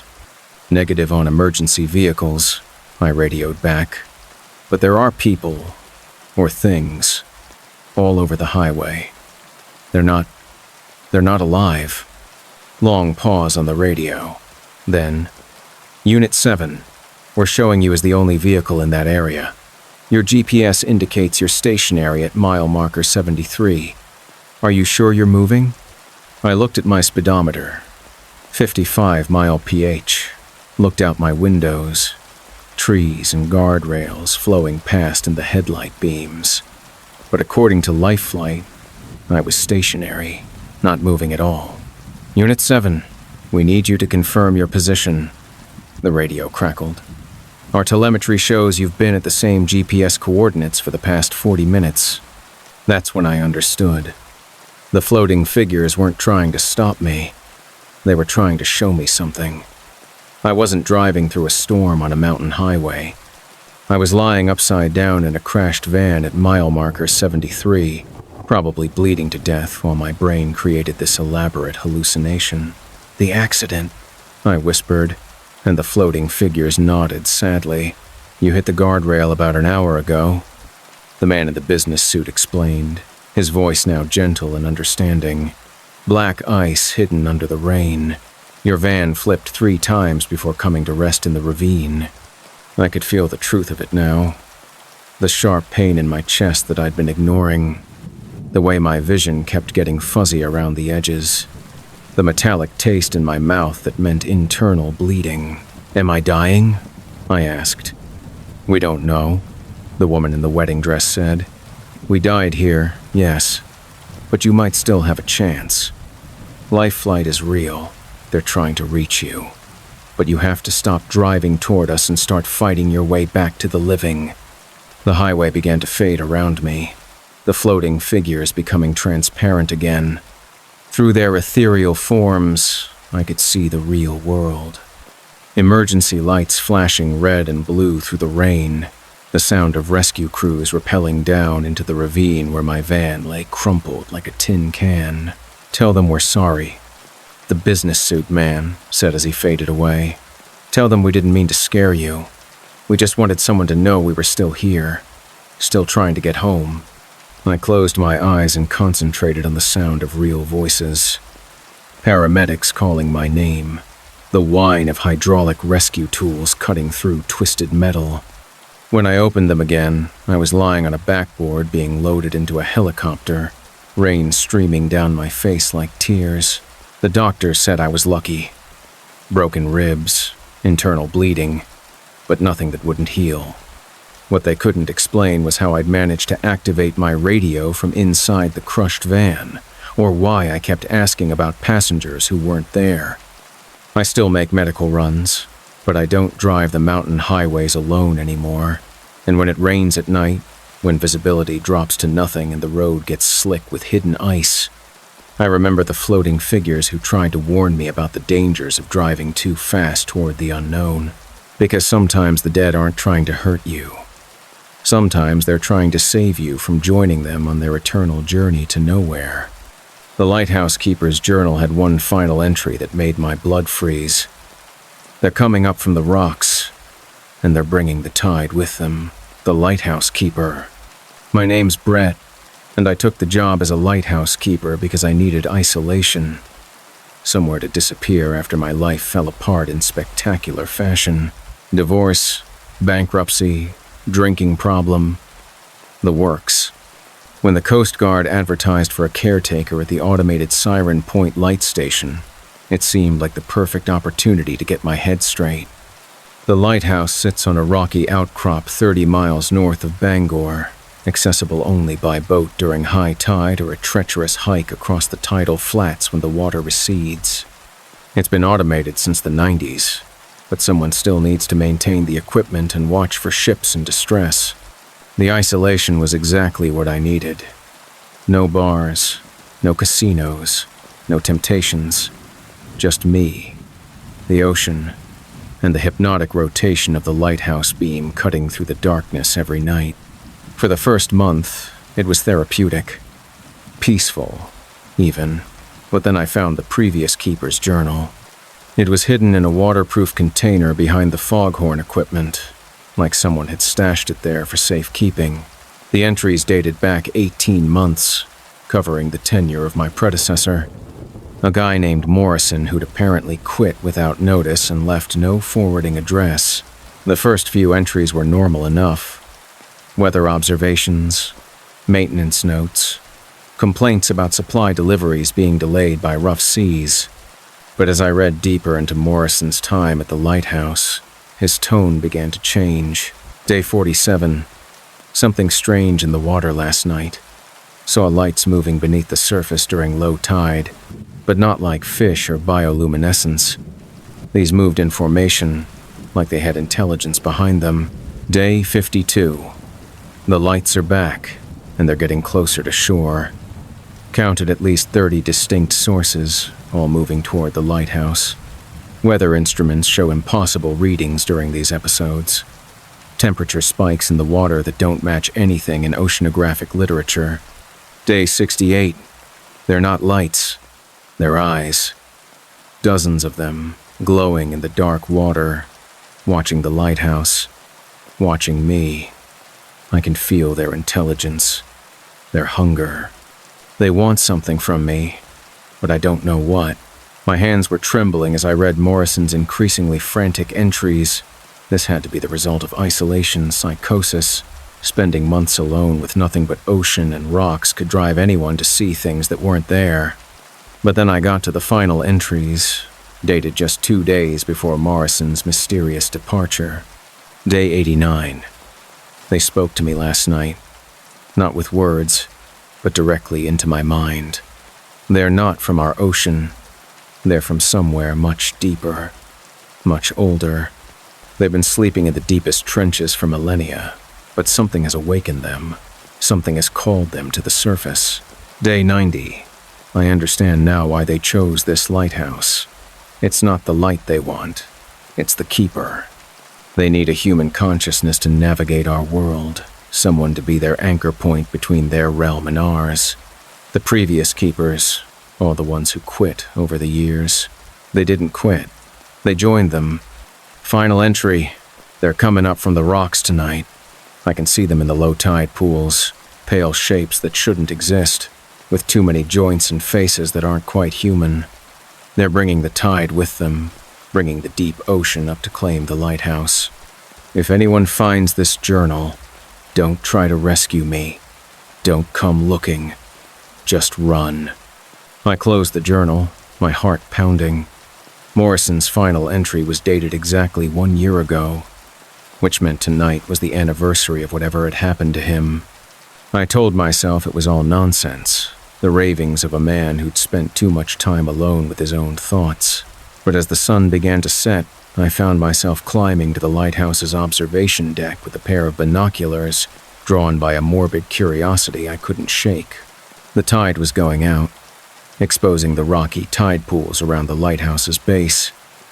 At first, I saw nothing unusual, just the normal marine life you'd expect. Crabs, anemones, stranded fish waiting for the water to return. But as darkness fell and the lighthouse beam began its nightly rotation, I started seeing things that made my rational mind rebel. Shapes moving in the tide pools that were too large, too coordinated to be normal sea life. And they were all moving in the same direction, toward the lighthouse. I focused the binoculars on one of the larger pools, adjusting for the poor light. What I saw made me drop the binoculars entirely. It wasn't a sea creature. It was humanoid, but wrong. Pale, translucent skin that seemed to ripple like water, limbs that bent in too many places, and a face that looked like it had been assembled from pieces of different people. And its eyes, God, its eyes were like black pearls, reflecting the lighthouse beam with their own inner luminescence. There were dozens of them, maybe hundreds, all emerging from the deep tide pools where they had no business existing, all oriented toward the lighthouse like iron filings drawn to a magnet. I grabbed my radio, tried calling the Coast Guard. Mayday, Mayday, this is Siren Point Light Station. I have an unknown marine threat approaching the lighthouse, requesting immediate assistance. The response came back garbled with static. Siren Point. Can't copy. Storm interference. Repeat your emergency. The radio went dead. My cell phone showed no signal. Even the lighthouse's automated systems began malfunctioning, the beam stuttering and changing color from white to deep blue, the same color as those creatures' eyes. That's when I heard them calling. Not with voices, with thoughts directly in my head. They were speaking without words, communicating in concepts and images that bypassed my ears entirely. Come down, they said. Come to the water. We've been waiting so long for a new keeper, someone to help us understand your world. I could feel their alien minds pressing against mine, curious and hungry. They showed me images of the ocean floor, vast cities built from coral and bone where creatures like them lived in societies older than human civilization, and they showed me what they wanted. A human consciousness to serve as their guide, their translator for a world they were finally ready to claim. The tide was coming back in, but it was moving wrong. Too fast, too high. Water that should have taken hours to return was rushing back in minutes, and it was bringing them with it. Hundreds of those pale, impossible creatures rode the tide toward the lighthouse base. I ran for the stairs, taking them 3 at a time as I raced to the equipment room. There had to be some way to call for help, some emergency protocol for situations like this. But even as I searched through manuals and emergency procedures, I knew the Coast Guard would never believe what was happening here. The lighthouse began to shake as something large struck its foundation. Then again, and again, they were attacking the structure itself, trying to bring it down into the surging water where they could reach me. Water began seeping through cracks in the foundation, carrying with it a smell like the deepest parts of the ocean. Ancient, alien, wrong. And in that water, I could see smaller versions of the creatures, tadpole-like things that moved with obvious intelligence. One of them spoke to me as it swam through a puddle on the equipment room floor. "Don't fight us, Keeper." Morrison didn't fight. He understood eventually. We're not here to hurt humanity. We're here to improve it. "What did you do to Morrison?" I demanded, though I was pretty sure I didn't want to know the answer. "He joined us willingly in the end," the creature replied, its voice somehow coming from the puddle of seawater. "Became our first hybrid, our bridge between worlds. He's still here, still serving as lighthouse keeper, just for a different kind of ship." The main door to the lighthouse burst open, seawater pouring in like a flood. But this wasn't normal ocean water. It was moving upward, defying gravity, flowing up the spiral staircase toward my position. I climbed higher, racing toward the lighthouse lens room at the very top. Maybe from there I could signal for help, send some kind of SOS before these things dragged me down into their underwater world. But when I reached the top, I found I wasn't alone. Morrison was there, or what was left of him. He stood at the lighthouse controls, his skin pale and translucent like the creatures below, his eyes the same black pearl color, but he was still recognizably human. Mostly. "Hello, Brett," he said in a voice like distant waves. "I've been maintaining the light, just like you're supposed to, but now it calls to our ships instead of yours." Through the lens room windows, I could see the ocean had risen impossibly high, surrounding the lighthouse like we were in the middle of a lake instead of on a rocky outcrop. And in that dark water, things were moving. Massive shapes with too many tentacles and eyes like searchlights. "They're beautiful, aren't they?" Morrison said, following my gaze. Ships from the deepest trenches, finally able to surface without the crushing pressure of the deep ocean. All they needed was someone to operate the lighthouse, someone to guide them safely to shore. The water reached the lens room, flowing in through vents and cracks like the ocean itself was trying to enter the lighthouse. Morrison extended his hand to me, and I could see webbing between his fingers. "It's time, Brett. Time to become what we were always meant to be. The ocean is calling us home." I backed away from him, but there was nowhere to go. The lens room was completely surrounded by water now, and those massive shapes were getting closer, their alien eyes fixed on the lighthouse beam. That's when I remembered the emergency beacon, a powerful radio transmitter designed to cut through any interference and reach Coast Guard rescue frequencies. I lunged for the controls, Morrison trying to stop me but moving too slowly in his transformed state. I activated every emergency system the lighthouse had. Radio beacons, foghorns, even the old air raid siren that hadn't been used since World War II. The cacophony was deafening, a wall of sound that seemed to physically push back against the encroaching water. The creatures recoiled from the noise, their mental voices turning to screams of pain. The water level began dropping rapidly, and the massive shapes in the deep water sank back toward the ocean floor.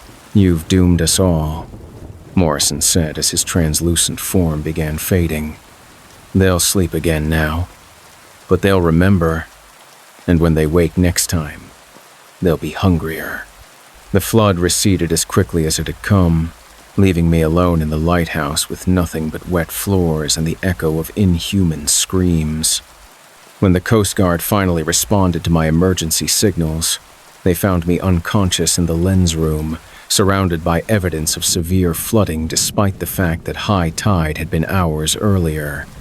The official report blamed a combination of storm surge and structural failure for the flooding. Morrison's disappearance was attributed to accidental drowning. His body never recovered. They offered me a transfer to a mainland facility, but I declined. Someone needs to keep watch. Someone needs to maintain the light and make sure it keeps calling to human ships instead of the things that sleep in the deep trenches. Morrison's journal wasn't the ravings of an isolated madman. It was a warning. And every night when I see those lights moving beneath the surface, I know they're still down there, waiting for the next keeper to join them, waiting for their chance to bring the deep ocean up to claim the dry land. The lighthouse beam cuts through the darkness every 12 seconds, just like it's supposed to, but now I wonder what's really sailing toward that light in the hours before dawn. I found the abandoned campsite just after dawn, but the tent was shredded from the inside out, and whatever had done it was still watching me from the tree line. The campground. I'm Alex, a search and rescue coordinator for the State Park Service. In 5 years on the job, I found lost hikers, recovered bodies from climbing accidents, and talked down suicide attempts from cliff edges.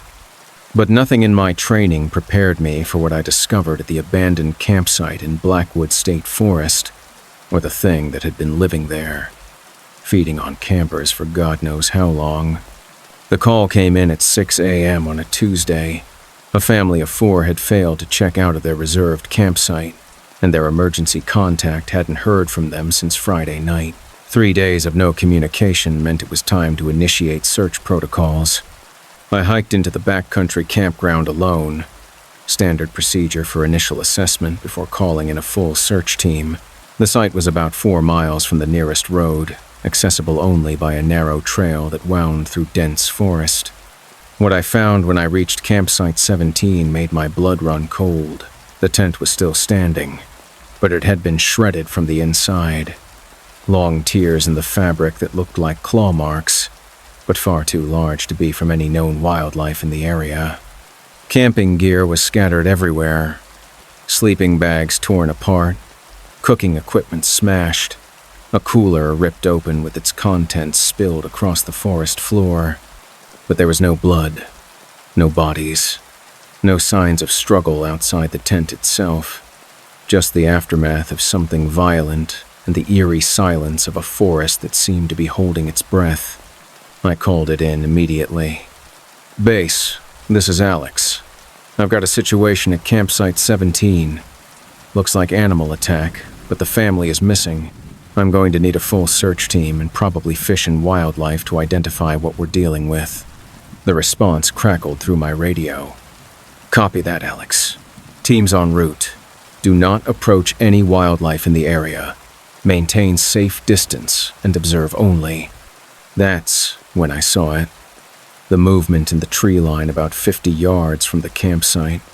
Something large and pale, partially hidden behind a massive oak tree. It was watching me. I could feel its attention like weight on my shoulders. I raised my binoculars, trying to get a better look at what I assumed was a bear or maybe an elk. What I saw through the lenses made my hands start shaking. It was humanoid, roughly human proportions but wrong in every detail. Pale skin that seemed too tight, like it was stretched over a frame that wasn't quite the right size. And its face, God, its face was a patchwork of different features that didn't belong together. A woman's eyes, a man's nose, a child's mouth, all sewn together into something that might pass for human from a distance but fell deep into the uncanny valley when you looked closely. It was wearing clothes, tattered camping gear that I recognized from the equipment scattered around the destroyed tent. The family's clothes, but stretched and torn to fit this thing's abnormal proportions. "Base," I whispered into my radio, not wanting to speak loud enough for the thing to hear. "I've got visual contact with something. It's not a bear. It's not any kind of normal wildlife. I think it might be connected to the missing family." Static answered me. The radio was dead, probably blocked by the dense forest canopy. I was alone with this thing, whatever it was, and my backup was still hours away. The creature stepped out from behind the tree, and I got my first full view of its horrifying anatomy. It moved like it was still learning how human bodies worked. Joints bending in slightly wrong directions, limbs not quite coordinated properly, but there was intelligence in its mismatched eyes, and something that might have been hunger. "Hello," it said in a voice that was clearly female but somehow coming from that patchwork mouth. "Are you here to camp too?" Every instinct told me to run, but search and rescue training had drilled into me the importance of staying calm in crisis situations. This thing might know what happened to the missing family. It might even be holding them somewhere. "I'm looking for the Henderson family," I said, trying to keep my voice steady. "They were camping here.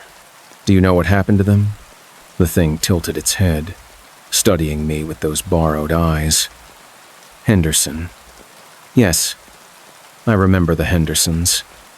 They were very generous, very giving. Where are they now?" I asked, though I was starting to suspect I didn't want to know the answer. "They're here," it said, spreading its arms wide to indicate the campsite. "They're part of me now, part of us." That's when I noticed there were more shapes moving in the forest. Other creatures like the first one, all wearing patchwork combinations of human features and clothing, all watching me with mismatched eyes that held fragments of human intelligence. The Hendersons were a family of 4, one of them said in a man's voice. Father, mother, 2 children, Now we are 4 as well, and we understand family in ways they never could. The implications hit me like a physical blow.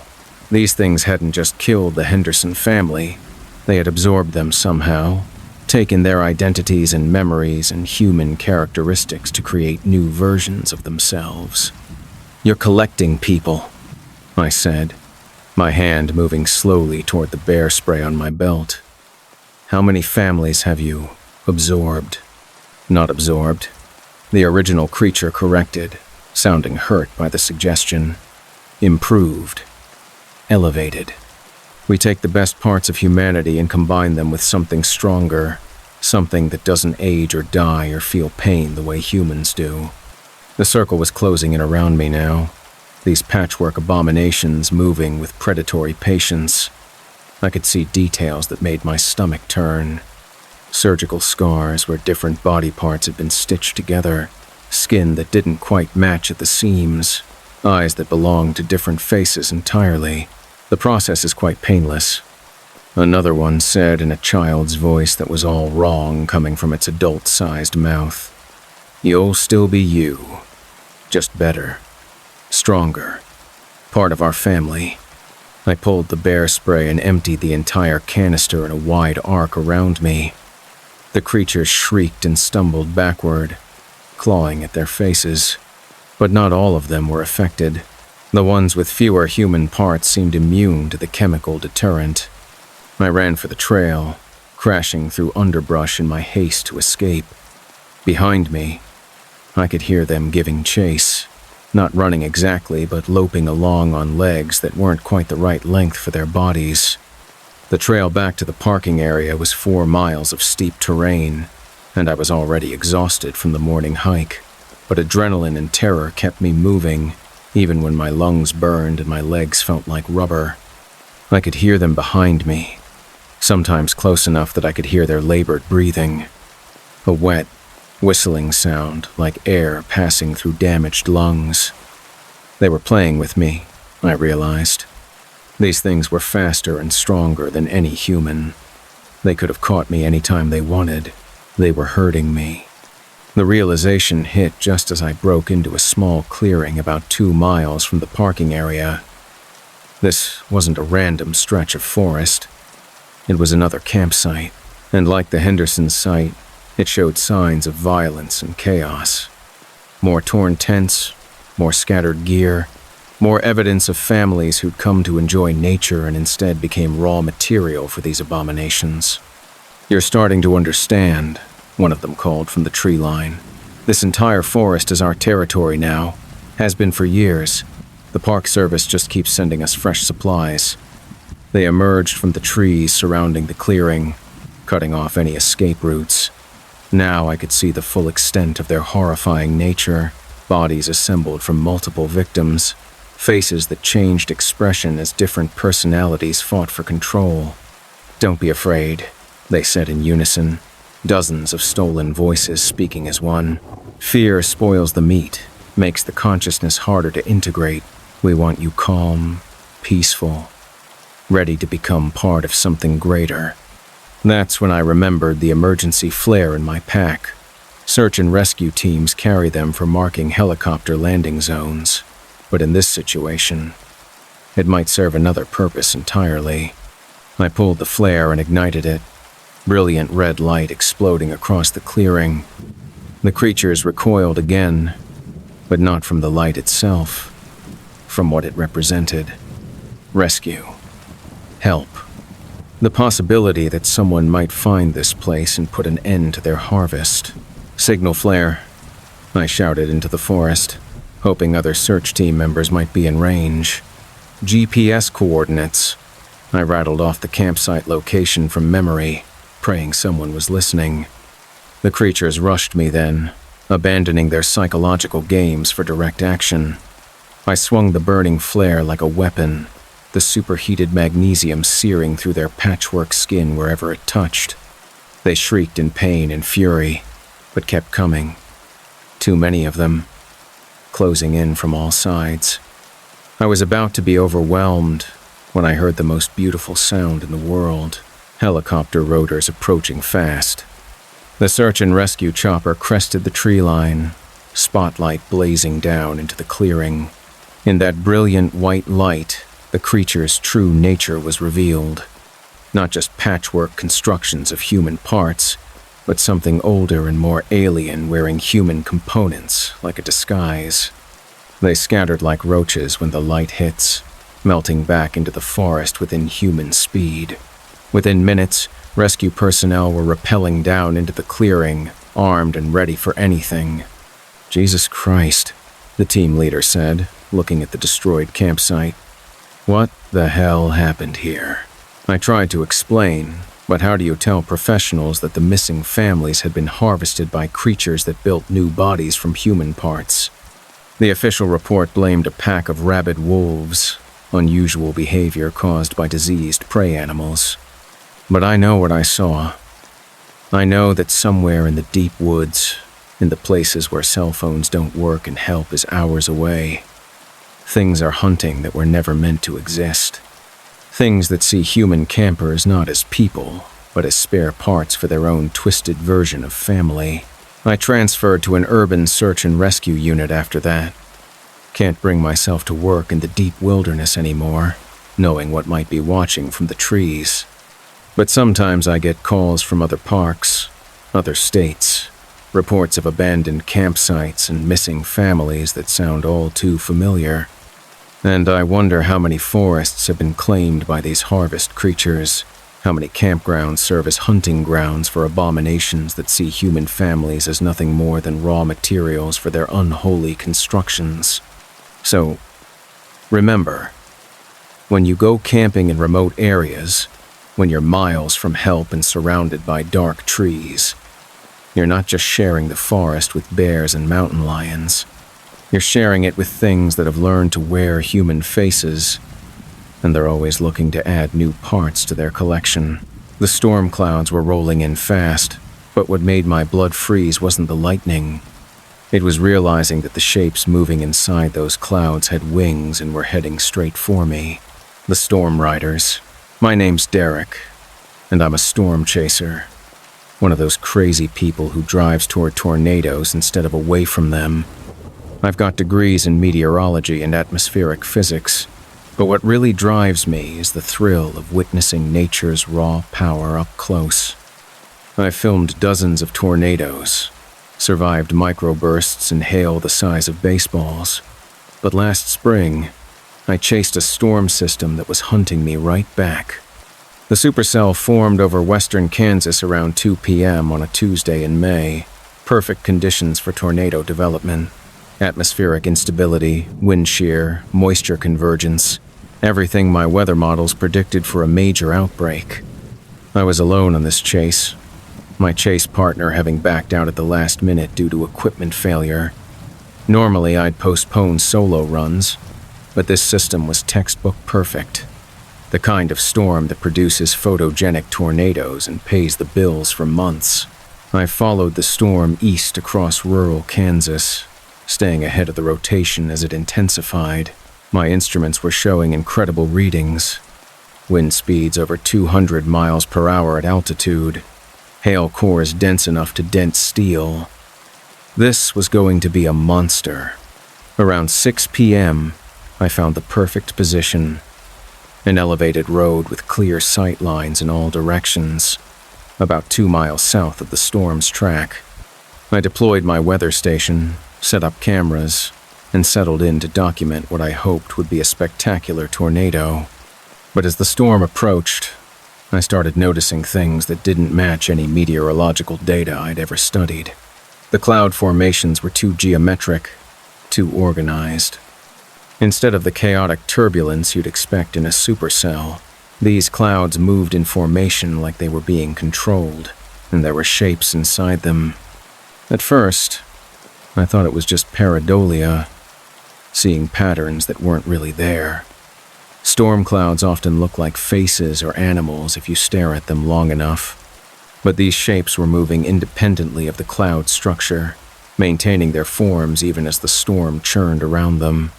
I zoomed in with my telephoto lens, trying to capture whatever I was seeing on camera. Through the viewfinder, I watched massive winged shapes circling inside the storm system. Not birds. Too large for that. Not aircraft either. These things moved with organic fluidity that no machine could replicate. My radio crackled with a transmission from the National Weather Service. All storm spotters in Jefferson County, be advised we're tracking an unusual atmospheric anomaly. Multiple radar returns, suggesting large objects within the storm system. Exercise extreme caution. So, I wasn't imagining it. Weather radar was picking up the same things I was seeing with my own eyes. Whatever was flying around inside that supercell, it was solid enough to show up on Doppler. The storm was almost on top of me now, and I was starting to have second thoughts about staying in position. The wind was picking up dramatically, and my weather station was registering pressure drops that were off the charts. That's when I saw the first one clearly. A massive shape broke through the cloud cover, wings spanning at least 100 feet, with a body like a cross between a pterodactyl and something that had never evolved on Earth. Its hide was storm gray, crackling with electricity, and its eyes were like ball lightning, glowing with their own internal energy. It was looking directly at me. Oh shit, I breathed, forgetting about cameras and documentation as pure survival instinct kicked in. This thing had spotted me, marked me as prey, and was descending fast. I threw my equipment into the truck and gunned the engine, tires spinning on wet gravel as I tried to escape the creature's diving attack. Its claws, talons, bigger than my entire body, scraped across my truck's roof as I accelerated, leaving deep gouges in the metal. In my rearview mirror, I could see more of them emerging from the storm clouds, a whole flock of these impossible creatures, all turning their attention toward my fleeing vehicle like predators who'd found sport. They weren't just flying. They were surfing the wind currents, riding the storm system like it was their natural habitat. And now that they'd spotted ground-based prey, they were having fun with the hunt. One of them swooped low, its wingtips brushing my windshield. The glass spider webbed from the impact but held. Another came in from the side, its claws raking across my passenger door. They were toying with me, I realized, testing my reactions, seeing how much fear they could generate before moving in for the kill. My truck was fast, but these things were faster. They rode the storm winds effortlessly, diving and climbing with the grace of creatures born to fly. I needed to get to shelter, somewhere with a solid roof that could protect me from aerial attack. There, an old barn about a mile ahead, probably abandoned but still structurally sound. If I could reach it, maybe I could wait out the storm and these nightmare creatures that rode within it. I floored the accelerator, pushing my truck to its limits as the creatures circled overhead like vultures. The barn was getting closer. 500 yards. 300. 100. That's when the largest one landed directly in my path. It stood 15 feet tall on powerful legs, wings folded against its body as it blocked the road to the barn. Up close, I could see details that made my mind rebel against what I was witnessing. Its hide wasn't just gray. It was covered in storm patterns, with lightning playing across its surface like living tattoos. And its face. It had a face that was almost human, but scaled up to match its enormous size.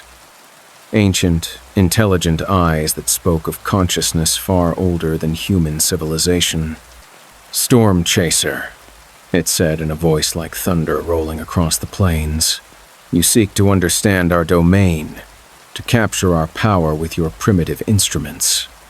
I slammed on the brakes, my truck skidding to a stop just feet from the creature's massive talons. Through my shattered windshield, I stared into eyes that had witnessed the birth and death of weather systems across geological time. "What? What are you?" I managed to ask. "We are the storm," it replied, electricity arcing between its teeth as it spoke. "We are the consciousness within the chaos, the intelligence that guides wind and rain and lightning. We have existed since the first thunderclouds formed over primordial seas. More of them were landing now, surrounding my truck with wings that blocked out the last of the daylight. The storm had caught up with us, and I was now in the eye of a supernatural hurricane. For eons, we have been content to exist within our atmospheric realm, the leader continued. But your kind has begun to intrude upon our domain. Your metal birds pierce our cloud cities. Your weather instruments probe our secrets. Your storm chasers seek to expose our existence. I didn't know, I said, though I wasn't sure how reasonable these creatures were or if appealing to their mercy would do any good. I was just trying to study weather patterns. I meant no harm. Harm? It laughed, a sound like wind howling through mountain passes. You think this is about harm? No, Storm Chaser. This is about respect, about understanding your place in the natural order. The creature reached down with one massive claw and delicately picked up my truck, lifting it into the air like it weighed nothing. Through my side windows, I could see the ground falling away as we rose into the storm clouds. You want to study storms? It asked, carrying me higher into the churning atmosphere. Let us show you what a real storm looks like from the inside. We pierced the cloud cover, and I found myself in a world that existed between Earth and space. The storm clouds formed a vast aerial landscape, with these creatures flying through cloud canyons and lightning valleys like they were navigating city streets. There were hundreds of them, maybe thousands, all different sizes and configurations, but clearly part of the same species. Some carried the remnants of aircraft that had ventured too high into their domain. Others bore what looked like pieces of weather balloons and radio equipment. Every storm you've ever chased, we were there, the creature carrying my truck explained, watching you from within the clouds, amused by your attempts to predict our movements. You seek to understand weather, but weather understands you. Below us, I could see the tornado forming, not a random atmospheric event, but a deliberate creation. The creatures were orchestrating it, their wing beats and electrical discharges shaping the rotation, guiding its path across the landscape. Your instruments measure pressure and wind speed, the creature said. But they cannot measure intent. They cannot detect consciousness. Every tornado, every hurricane, every devastating storm, we are the intelligence behind the destruction. We descended through layers of cloud that felt solid beneath the creature's feet. Other storm riders joined us, curious about their leader's new acquisition. I could hear them communicating in languages made of thunder and wind, discussing what to do with the human who'd discovered their secret. Please, I said, my voice barely audible over the roar of the storm. I won't tell anyone. I'll stop chasing storms, stop trying to study them. Just let me go. The creature set my truck down on what felt like solid ground, though we were thousands of feet above the earth. Around us, the storm raged with controlled fury, lightning that struck where the creatures directed it, winds that obeyed their unspoken commands. You misunderstand, it said, electricity dancing between its claws. We're not going to kill you. We're going to make you part of the storm. Forever. Before I could react, it touched my forehead with one lightning-charged talon. Pain beyond description shot through my nervous system as electrical energy rewrote my brain chemistry. I could feel my consciousness expanding, connecting to the storm system around us. Suddenly, I could sense every air pressure change, every temperature variation, every electron building up charge in the surrounding clouds. I was becoming part of the weather itself, my human awareness merging with the ancient intelligence that controlled atmospheric events. Fight it, I told myself, clinging to memories of my human life. Remember who you are, but it was like trying to hold water in my hands. My human identity was dissolving into something vast and elemental. I could feel the Storm Rider's collective consciousness welcoming me, showing me the beauty of existing as pure weather phenomena. Then, I heard something that anchored me to my humanity.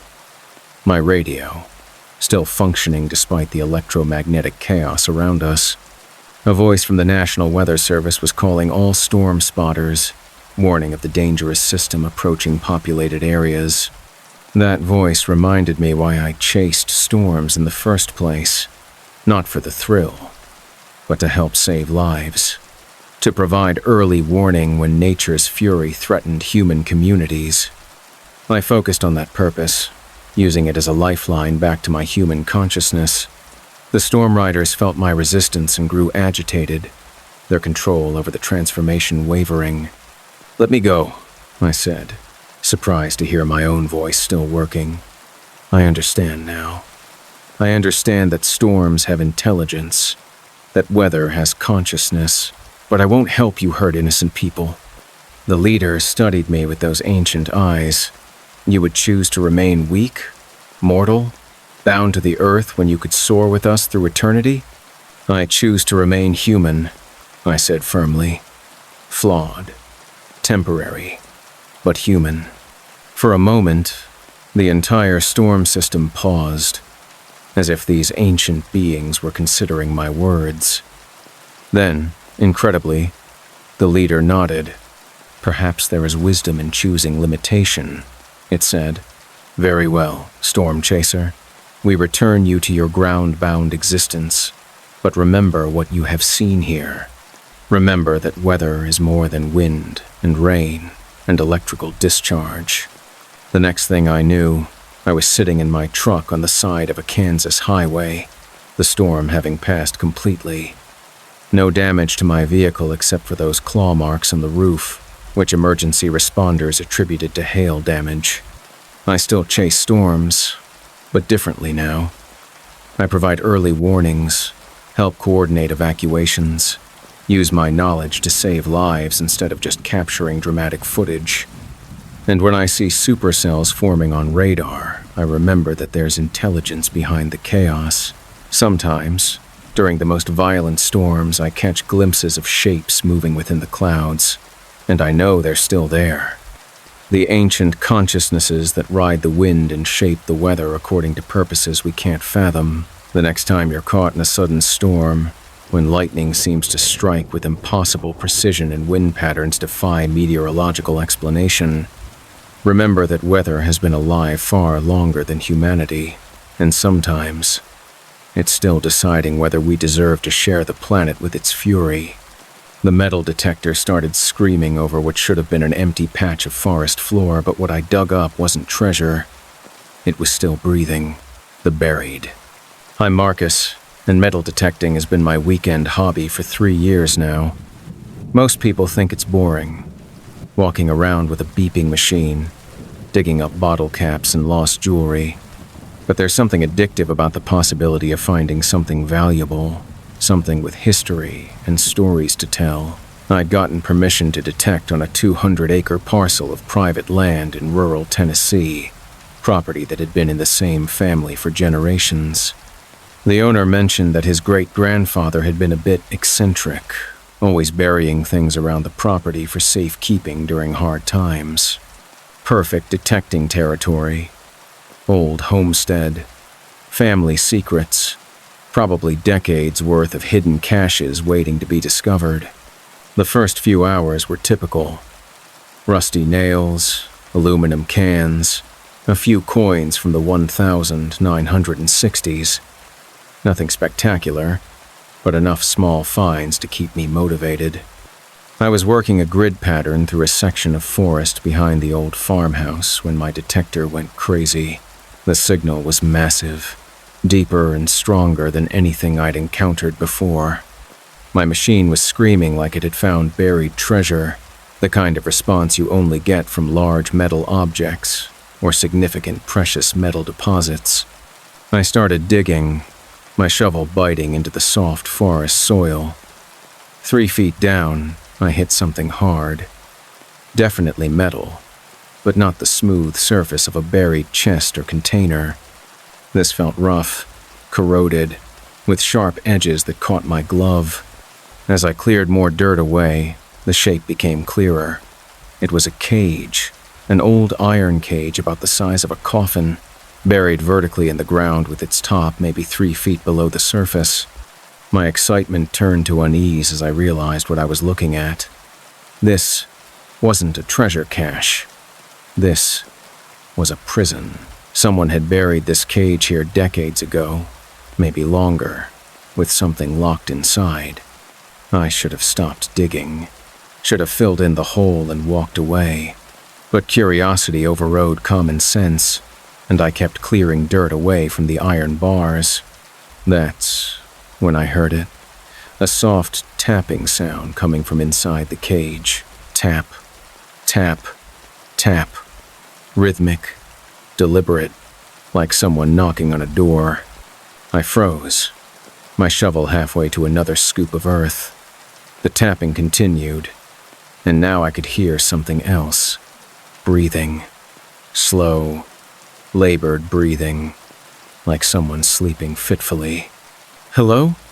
I called out, my voice shaking. "Is someone down there?" The breathing stopped immediately.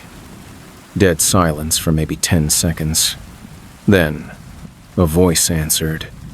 Weak, ancient, but unmistakably human. "Finally," it whispered.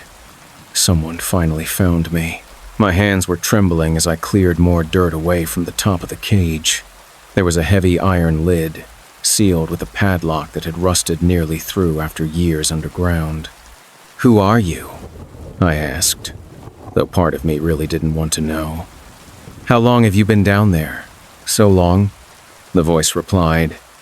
"So very long. I stopped counting years, maybe decades ago. The family that put me here, they're all dead now, aren't they?" I broke the rusted padlock with my shovel and lifted the heavy lid. The smell that rose from the cage was indescribable. Not death, exactly, but something stale and wrong, like air that hadn't been breathed in a century. Inside the cage lay a man, or what had once been a man.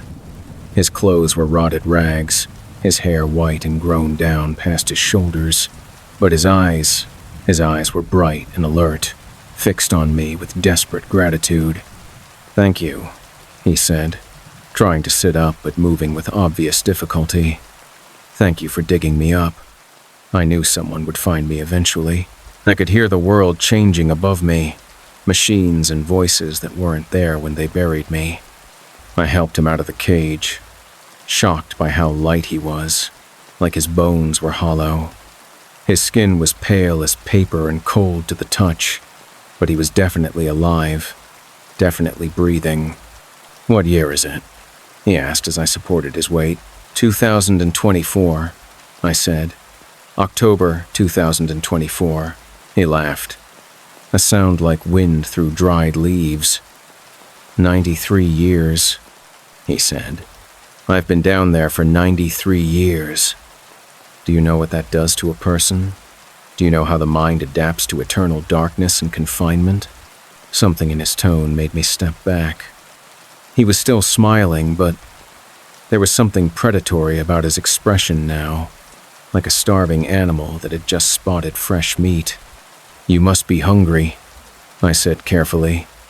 "I've got food in my truck. Water, too. We should get you to a hospital, get you checked out."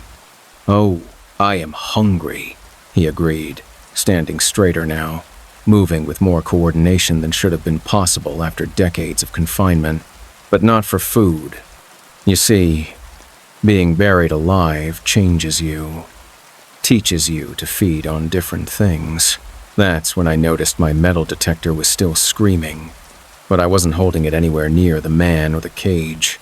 I'd set it down several feet away. It was reacting to him, detecting metal content that shouldn't exist in a human body. "What did they bury you for?" I asked, backing toward my equipment pile where I'd left my car keys.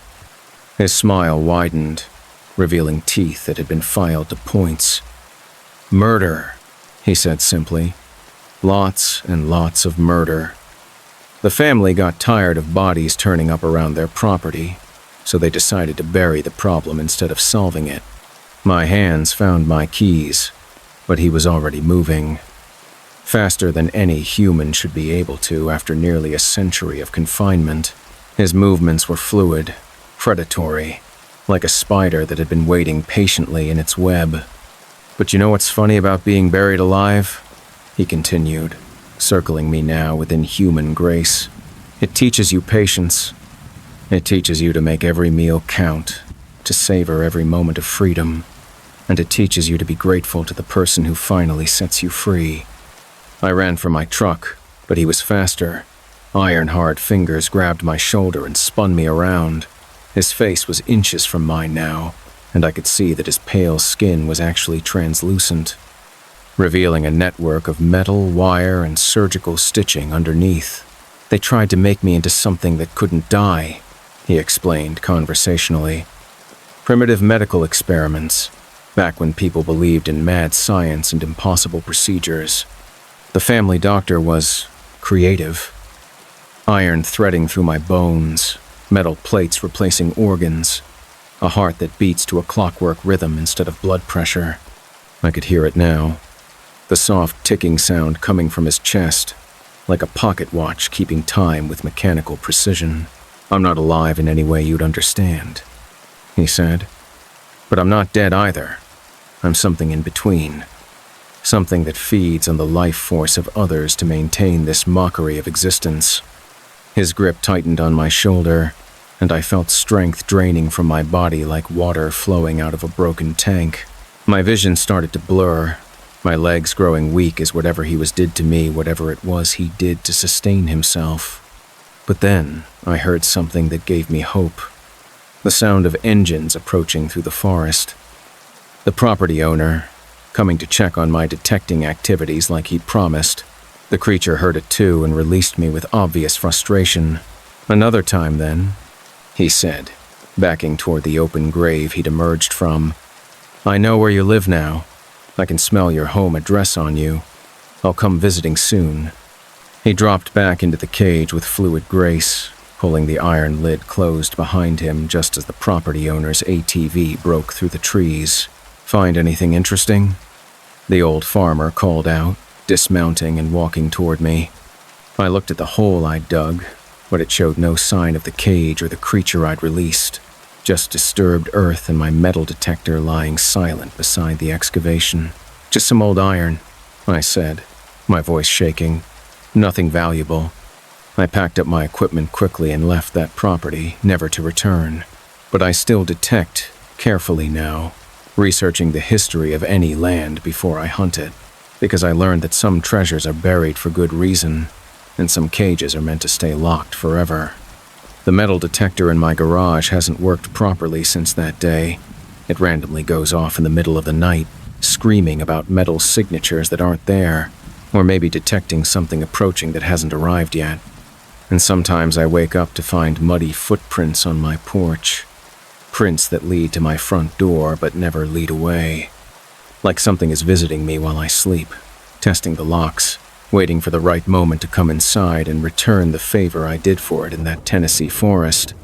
So remember, when you're treasure hunting with metal detectors, when your machine starts screaming about massive finds buried in remote locations, maybe consider leaving some treasures buried, because not everything hidden in the ground is meant to be found, and not everything that's been locked away is grateful for freedom. The GPS led me deeper into wilderness that didn't exist on any map, and by the time I realized the coordinates were wrong, I was already being watched by things that had been waiting centuries for visitors. The wrong turn. My name's Josh, and I work as a geological surveyor for mineral exploration companies. My job is finding potential mining sites in remote locations, which means spending weeks in wilderness areas most people never see. I thought I knew how to read maps and navigate backcountry, until GPS led me somewhere that shouldn't exist, where the normal rules of geography don't apply. I was contracted to survey a potential copper deposit in the Olympic Mountains of Washington State. The coordinates seemed straightforward enough. A remote valley about 40 miles from the nearest logging road, accessible only by hiking or helicopter. Nothing I hadn't handled dozens of times before. I loaded my truck with surveying equipment and enough supplies for a week-long solo expedition. The plan was simple: hike into the target area, take geological samples, map the terrain for potential mining access, standard procedure for preliminary site assessment. The GPS route looked normal on paper. Existing forestry roads for the first 30 miles, then hiking trails for the final approach to the survey coordinates. But as I drove deeper into the Olympics, I started noticing things that didn't match my topographic maps. Roads that should have been there according to GPS weren't there. Trails marked on my maps led to dead ends or cliffs that shouldn't exist. It was like someone had rewritten the geography without updating the digital maps. I should have turned back when the forestry road ended 5 miles sooner than my GPS indicated. Should have recognized that something was fundamentally wrong with the navigation data. But the coordinates were specific. The contract was lucrative, and I'd never failed to reach a survey site in 8 years of geological work. So I parked at what seemed like the end of the road and started hiking toward the coordinates, trusting my GPS to guide me through unmarked terrain to the survey location. The forest was wrong from the beginning. Not obviously wrong, just subtly off in ways that made my subconscious scream warnings my rational mind ignored. The trees were the right species for this elevation and climate, but they grew in patterns that didn't follow natural forest succession. Too organized, too symmetrical, like someone had planted them in geometric formations. And the wildlife, or rather, the complete lack of wildlife. No bird songs, no insects, no signs of the abundant ecosystem that should have thrived in old-growth Pacific Northwest forest. Just silence and the soft whisper of wind through branches that never quite moved the way they should. My GPS showed I was making good progress toward the target coordinates, but the terrain didn't match the satellite imagery I'd studied. According to my maps, I should have been following a creek valley toward a small meadow. Instead, I was climbing steadily uphill through forest that seemed to go on forever. After 6 hours of hiking, I should have reached the survey site. Instead, my GPS showed I was still 3 miles away, even though I'd been walking directly toward the coordinates the entire time. The distance wasn't decreasing. If anything, it seemed to be growing. That's when I realized I was being watched. Nothing obvious, just the feeling of eyes on me, the weight of attention from multiple sources. I'd stop and scan the forest around me, but saw nothing except trees and shadows. Yet the feeling persisted, growing stronger with each mile I hiked deeper into this impossible wilderness. As afternoon turned to evening, I started seeing them clearly. Figures moving between the trees, staying parallel with my route but never coming close enough for me to get a good look. They moved wrong, too fluid, like they were gliding instead of walking. And they were tall, much taller than any human should be. "Hello!"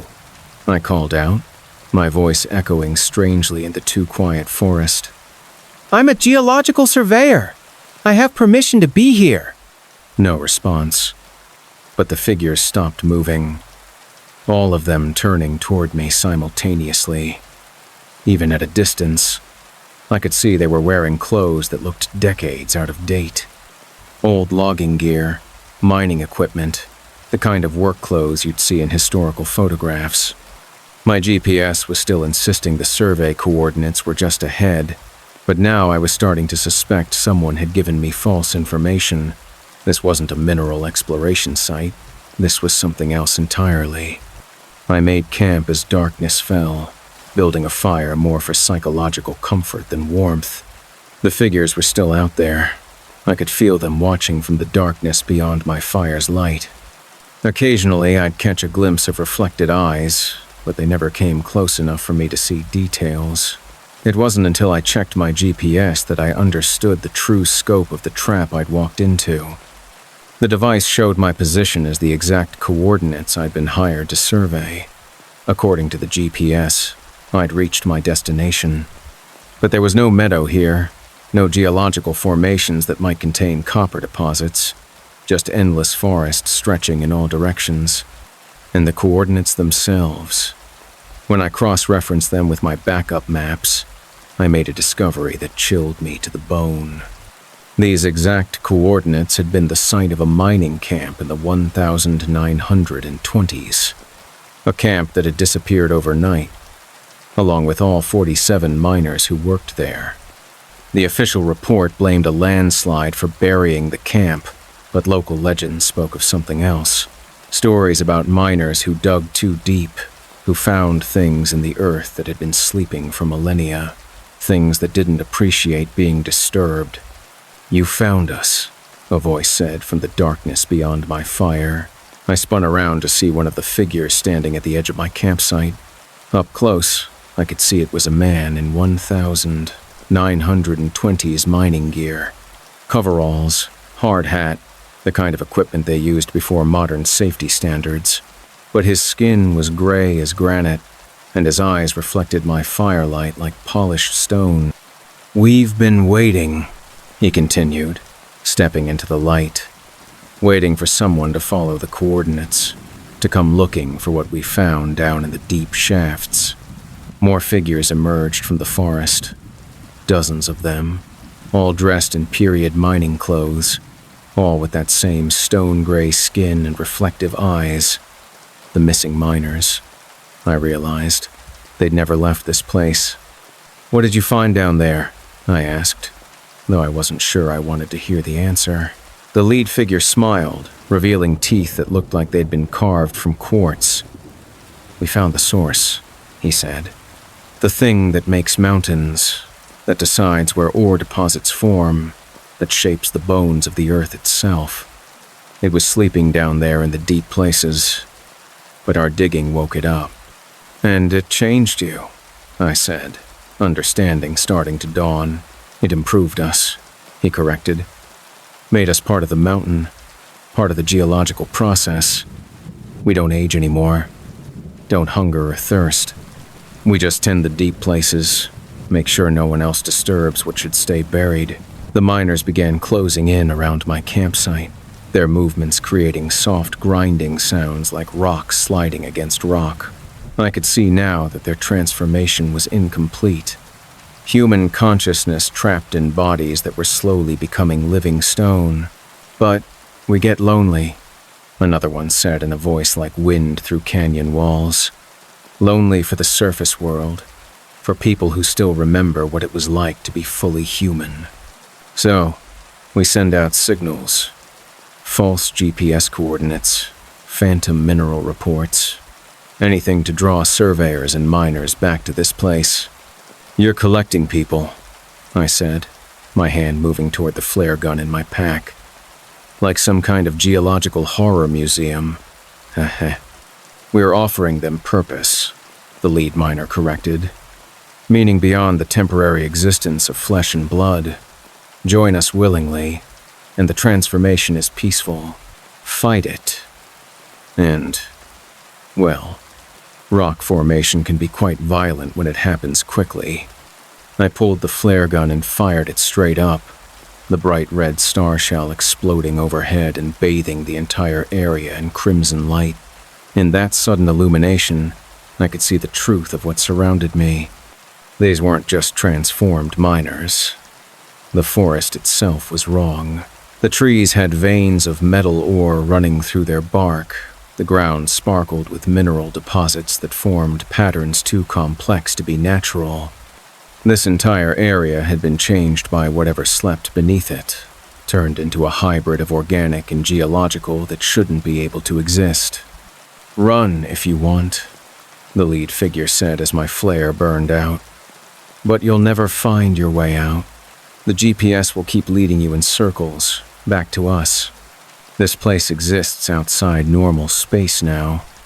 We've seen dozens of surveyors over the years, all following the same false coordinates, all ending up here eventually." I looked at my GPS and felt my heart sink.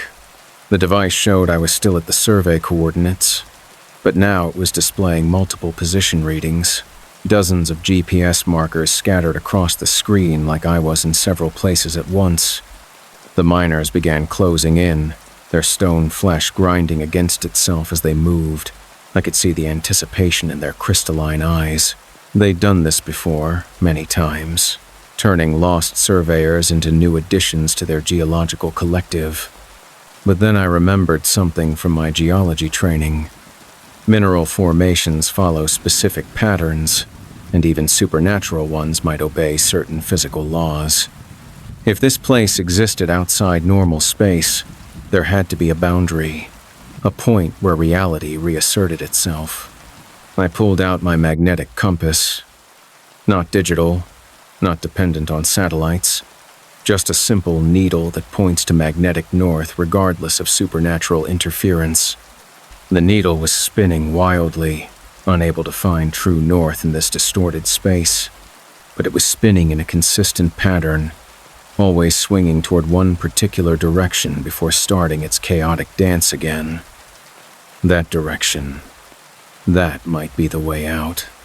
I ran toward where the compass needle kept pointing, crashing through underbrush as the stone miners gave chase. Their voices followed me, calling out promises of eternal purpose and freedom from human weakness. The forest began changing as I ran, trees becoming more normal, bird songs returning to the canopy. My GPS flickered between multiple readings before finally settling on a single position marker. I burst out of the tree line onto a logging road that definitely existed on my maps. A road that was supposed to be 20 miles from the survey coordinates, but somehow was right here at the edge of the impossible forest. I didn't stop running until I reached my truck, and I didn't stop driving until I was back in civilization. When I tried to file my geological report, I discovered something that made my hand shake. The coordinates I'd been hired to survey didn't correspond to any active mining claims. The company that had contracted me didn't exist in any business registry. But I found something else in the historical records. Reports of missing surveyors and geologists, dating back to the 1940s, all investigating the same general area, all following coordinates that led them into Olympic National Forest and never led them back out. I don't take remote surveying jobs anymore. Can't bring myself to trust GPS coordinates for wilderness locations, knowing that some places exist outside normal geography, places where the earth itself has been awakened and transformed into something hungry. And sometimes, when I'm working on routine geological surveys in safe, well-mapped areas, my equipment picks up readings that shouldn't be there, mineral signatures moving underground, following me as I work, like something is tracking me from below, waiting for me to venture back into remote territory where stone miners can finish what they started.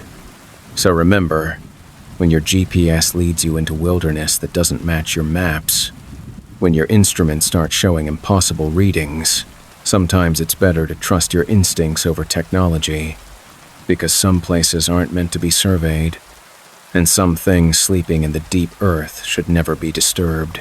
I was photographing the aurora when something in the green light started photographing me back, and what developed in my camera wasn't any natural phenomenon. The Northern Lights. My name's Cameron, and I'm a professional aurora photographer. I've spent the last 6 years chasing the Northern Lights across Alaska, Canada, and Scandinavia, capturing images of one of nature's most spectacular phenomena. I thought I understood everything about auroras, the solar-wind interactions, the magnetosphere dynamics, the way charged particles create those dancing curtains of light. But last winter in the Yukon wilderness, I discovered that some lights in the northern sky aren't natural at all. The forecast was perfect. A massive solar storm was heading toward Earth, promising aurora activity as far south as Montana. I'd driven my mobile photo lab up to a remote location near Whitehorse, away from any light pollution that might interfere with the shots. The spot I'd chosen was perfect. A frozen lake surrounded by spruce forest, with clear sight lines to the northern horizon. I set up my cameras just before sunset, long exposure equipment designed to capture the subtle movements and color changes of aurora displays. Around 10 p.m., the show began. Green curtains of light started dancing across the northern sky, exactly as predicted. But as I watched through my camera viewfinder, I noticed something odd about the patterns. Most auroras move in fluid, organic ways, like cosmic wind blowing through sheets of light. These formations were too structured, too geometric. They looked almost intentional. I started shooting, my cameras capturing long exposures of the unusual light patterns. Through the viewfinder, I watched the green lights form shapes that resembled symbols or letters, holding those configurations for several seconds before shifting to new patterns. Incredible, I muttered, adjusting camera settings to capture the phenomenon in higher detail. I've never seen aurora behavior like this before. That's when I realized something was looking back at me. In the dancing green lights, I could make out what looked like an enormous eye, pupil the size of a football field, iris made of swirling aurora plasma, and it was focused directly on my position, tracking my movements as I worked. I lowered my camera, staring up at the impossible sight. The eye blinked, actually blinked, and when it reopened, there were more of them. Dozens of massive eyes staring down from the aurora display, all watching me with obvious intelligence. My hands were shaking as I checked the digital display on my camera. The photos I'd been taking showed the aurora clearly enough, but there was something else in every frame. Geometric patterns hidden in the light formations, too complex and purposeful to be natural phenomena, and in the background of every shot, barely visible unless you knew what to look for. Faces. Massive faces formed from aurora light, all looking directly at the camera. They're photographing me, I realized with growing horror. Somehow, they're using my own cameras to capture images of me. I tried to review the photos on my camera's LCD screen, but the images kept changing. Instead of the aurora shots I'd taken, the camera was displaying pictures I'd never captured. Images of myself from impossible angles, as if something was hovering directly overhead while I worked. And in each successive photo, I looked smaller, like whatever was taking these pictures was getting closer. I looked up at the aurora display and felt my blood freeze. The green lights were descending, the massive eye formations dropping lower in the sky like they were physically approaching the ground. The aurora was coming down to meet me. No, I whispered, grabbing my equipment and backing toward my truck. This isn't possible. Auroras occur at 60-mile altitude. They can't come down to ground level. But these could. These lights operated by rules that had nothing to do with atmospheric physics or magnetic field interactions. As they descended, I could see they weren't just lights. They were conscious entities made of pure energy, and they had been watching human civilization from the magnetosphere for decades. The first one touched down about 100 yards from my position. A pillar of green fire that somehow didn't burn the snow it landed on. Within that column of light, I could see a shape that was almost human but composed entirely of aurora plasma. "Photographer," it said in a voice like solar wind. "We have been watching your kind capture our images for so long. Now it's time for us to capture yours." More aurora columns began touching down around the lake, each one containing a being of living light. They moved toward me with obvious purpose, their electromagnetic fields interfering with my cameras and causing the equipment to malfunction. "What do you want?" I asked, though I was already backing toward my truck, ready to abandon thousands of dollars worth of equipment if necessary. "We want to understand," the lead entity replied. "For centuries, we have existed in the upper atmosphere, observing your species from a distance.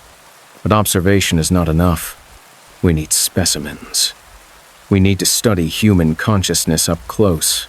My truck was only 50 yards away, but the aurora beings were spreading out, cutting off escape routes with strategic positioning that spoke of intelligence and coordination. "You will be our first subject," the entity continued. We will preserve your consciousness within our light matrix, study your thoughts and memories and emotions. You will help us understand what drives your species to stare up at the sky and wonder what's looking back. I ran for my truck, but the Aurora beings moved faster. Not running, but flowing like liquid electricity across the frozen ground.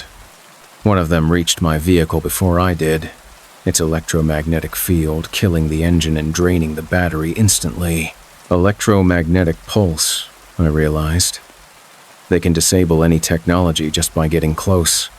The beings surrounded me, their aurora light creating a dome of green fire that cut me off from the outside world. Inside their electromagnetic field, reality worked differently.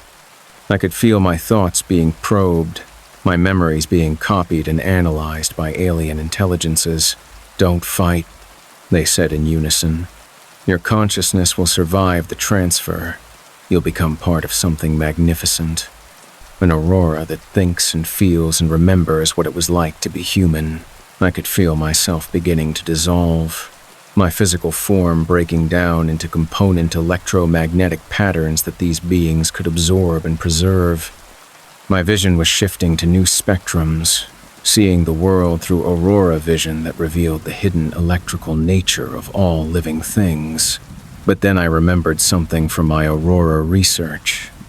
These phenomena were vulnerable to solar wind disruptions, magnetic field fluctuations that could scatter their formations and force them back to higher altitudes. I still had one piece of non-electronic equipment, a military surplus flare that used chemical ignition instead of electric systems.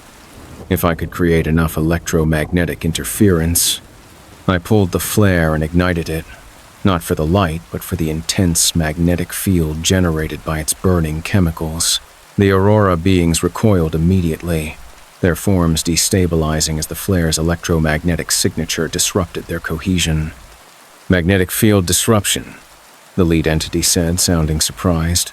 "Clever, but temporary. When your chemical burns out, we'll be back." I had maybe 2 minutes before the flare died. I ran for the tree line, hoping the forest canopy might provide some protection from their aerial perspective. Behind me, I could hear them regrouping, their electromagnetic voices coordinating pursuit. The trees were different once I got into the forest. Normal trees, growing in natural patterns instead of the geometric formations I'd noticed earlier. I was leaving their territory, returning to normal space where physics worked the way it was supposed to. My truck was dead, but I had a backup GPS unit that ran on regular batteries, and it showed something that made my heart leap with relief. The real survey coordinates were actually 15 miles south of where I'd been hiking. Someone or something had been spoofing my GPS signal, leading me into the Aurora beings territory instead of my intended destination. I hiked through the night, following my backup GPS toward the real coordinates and civilization beyond. When dawn broke, I could see the Aurora beings retreating to higher altitudes, their forms fading as solar radiation disrupted their electromagnetic cohesion. Search and rescue found me the next afternoon, suffering from mild hypothermia and exhaustion, but otherwise unharmed. I told them about equipment failure and getting lost in a whiteout, close enough to the truth without sounding completely insane. But I kept the photos, the images my cameras captured before the electromagnetic interference show things that shouldn't exist. Aurora formations that move with purpose, faces in the lights that track the camera's position, patterns that suggest vast intelligence operating from the magnetosphere. I still photograph auroras, but differently now. I carry electromagnetic shielding for my equipment, backup systems that can't be remotely controlled, and always an emergency flare that can disrupt magnetic fields. Because I know now that when you stare up at the northern lights, sometimes they're staring back, and sometimes they decide they want a closer look at the photographers who've been capturing their images for so many years. The next time you see an aurora display that moves too purposefully, that seems to respond to your presence, remember that not all lights in the sky are natural phenomena. Some of them are conscious, and some of them collect things. Thank you for joining me on these terrifying journeys into the wilderness. If you enjoyed these tales of outdoor horror, show some love by hitting that like button, and let me know in the comments which story gave you the most chills. Subscribe for more nightmare fuel from the dark places where civilization ends. And remember, the next time you venture into the woods alone, you might want to ask yourself what else is out there watching from the shadows. Sweet dreams, everyone. And maybe keep a light on tonight.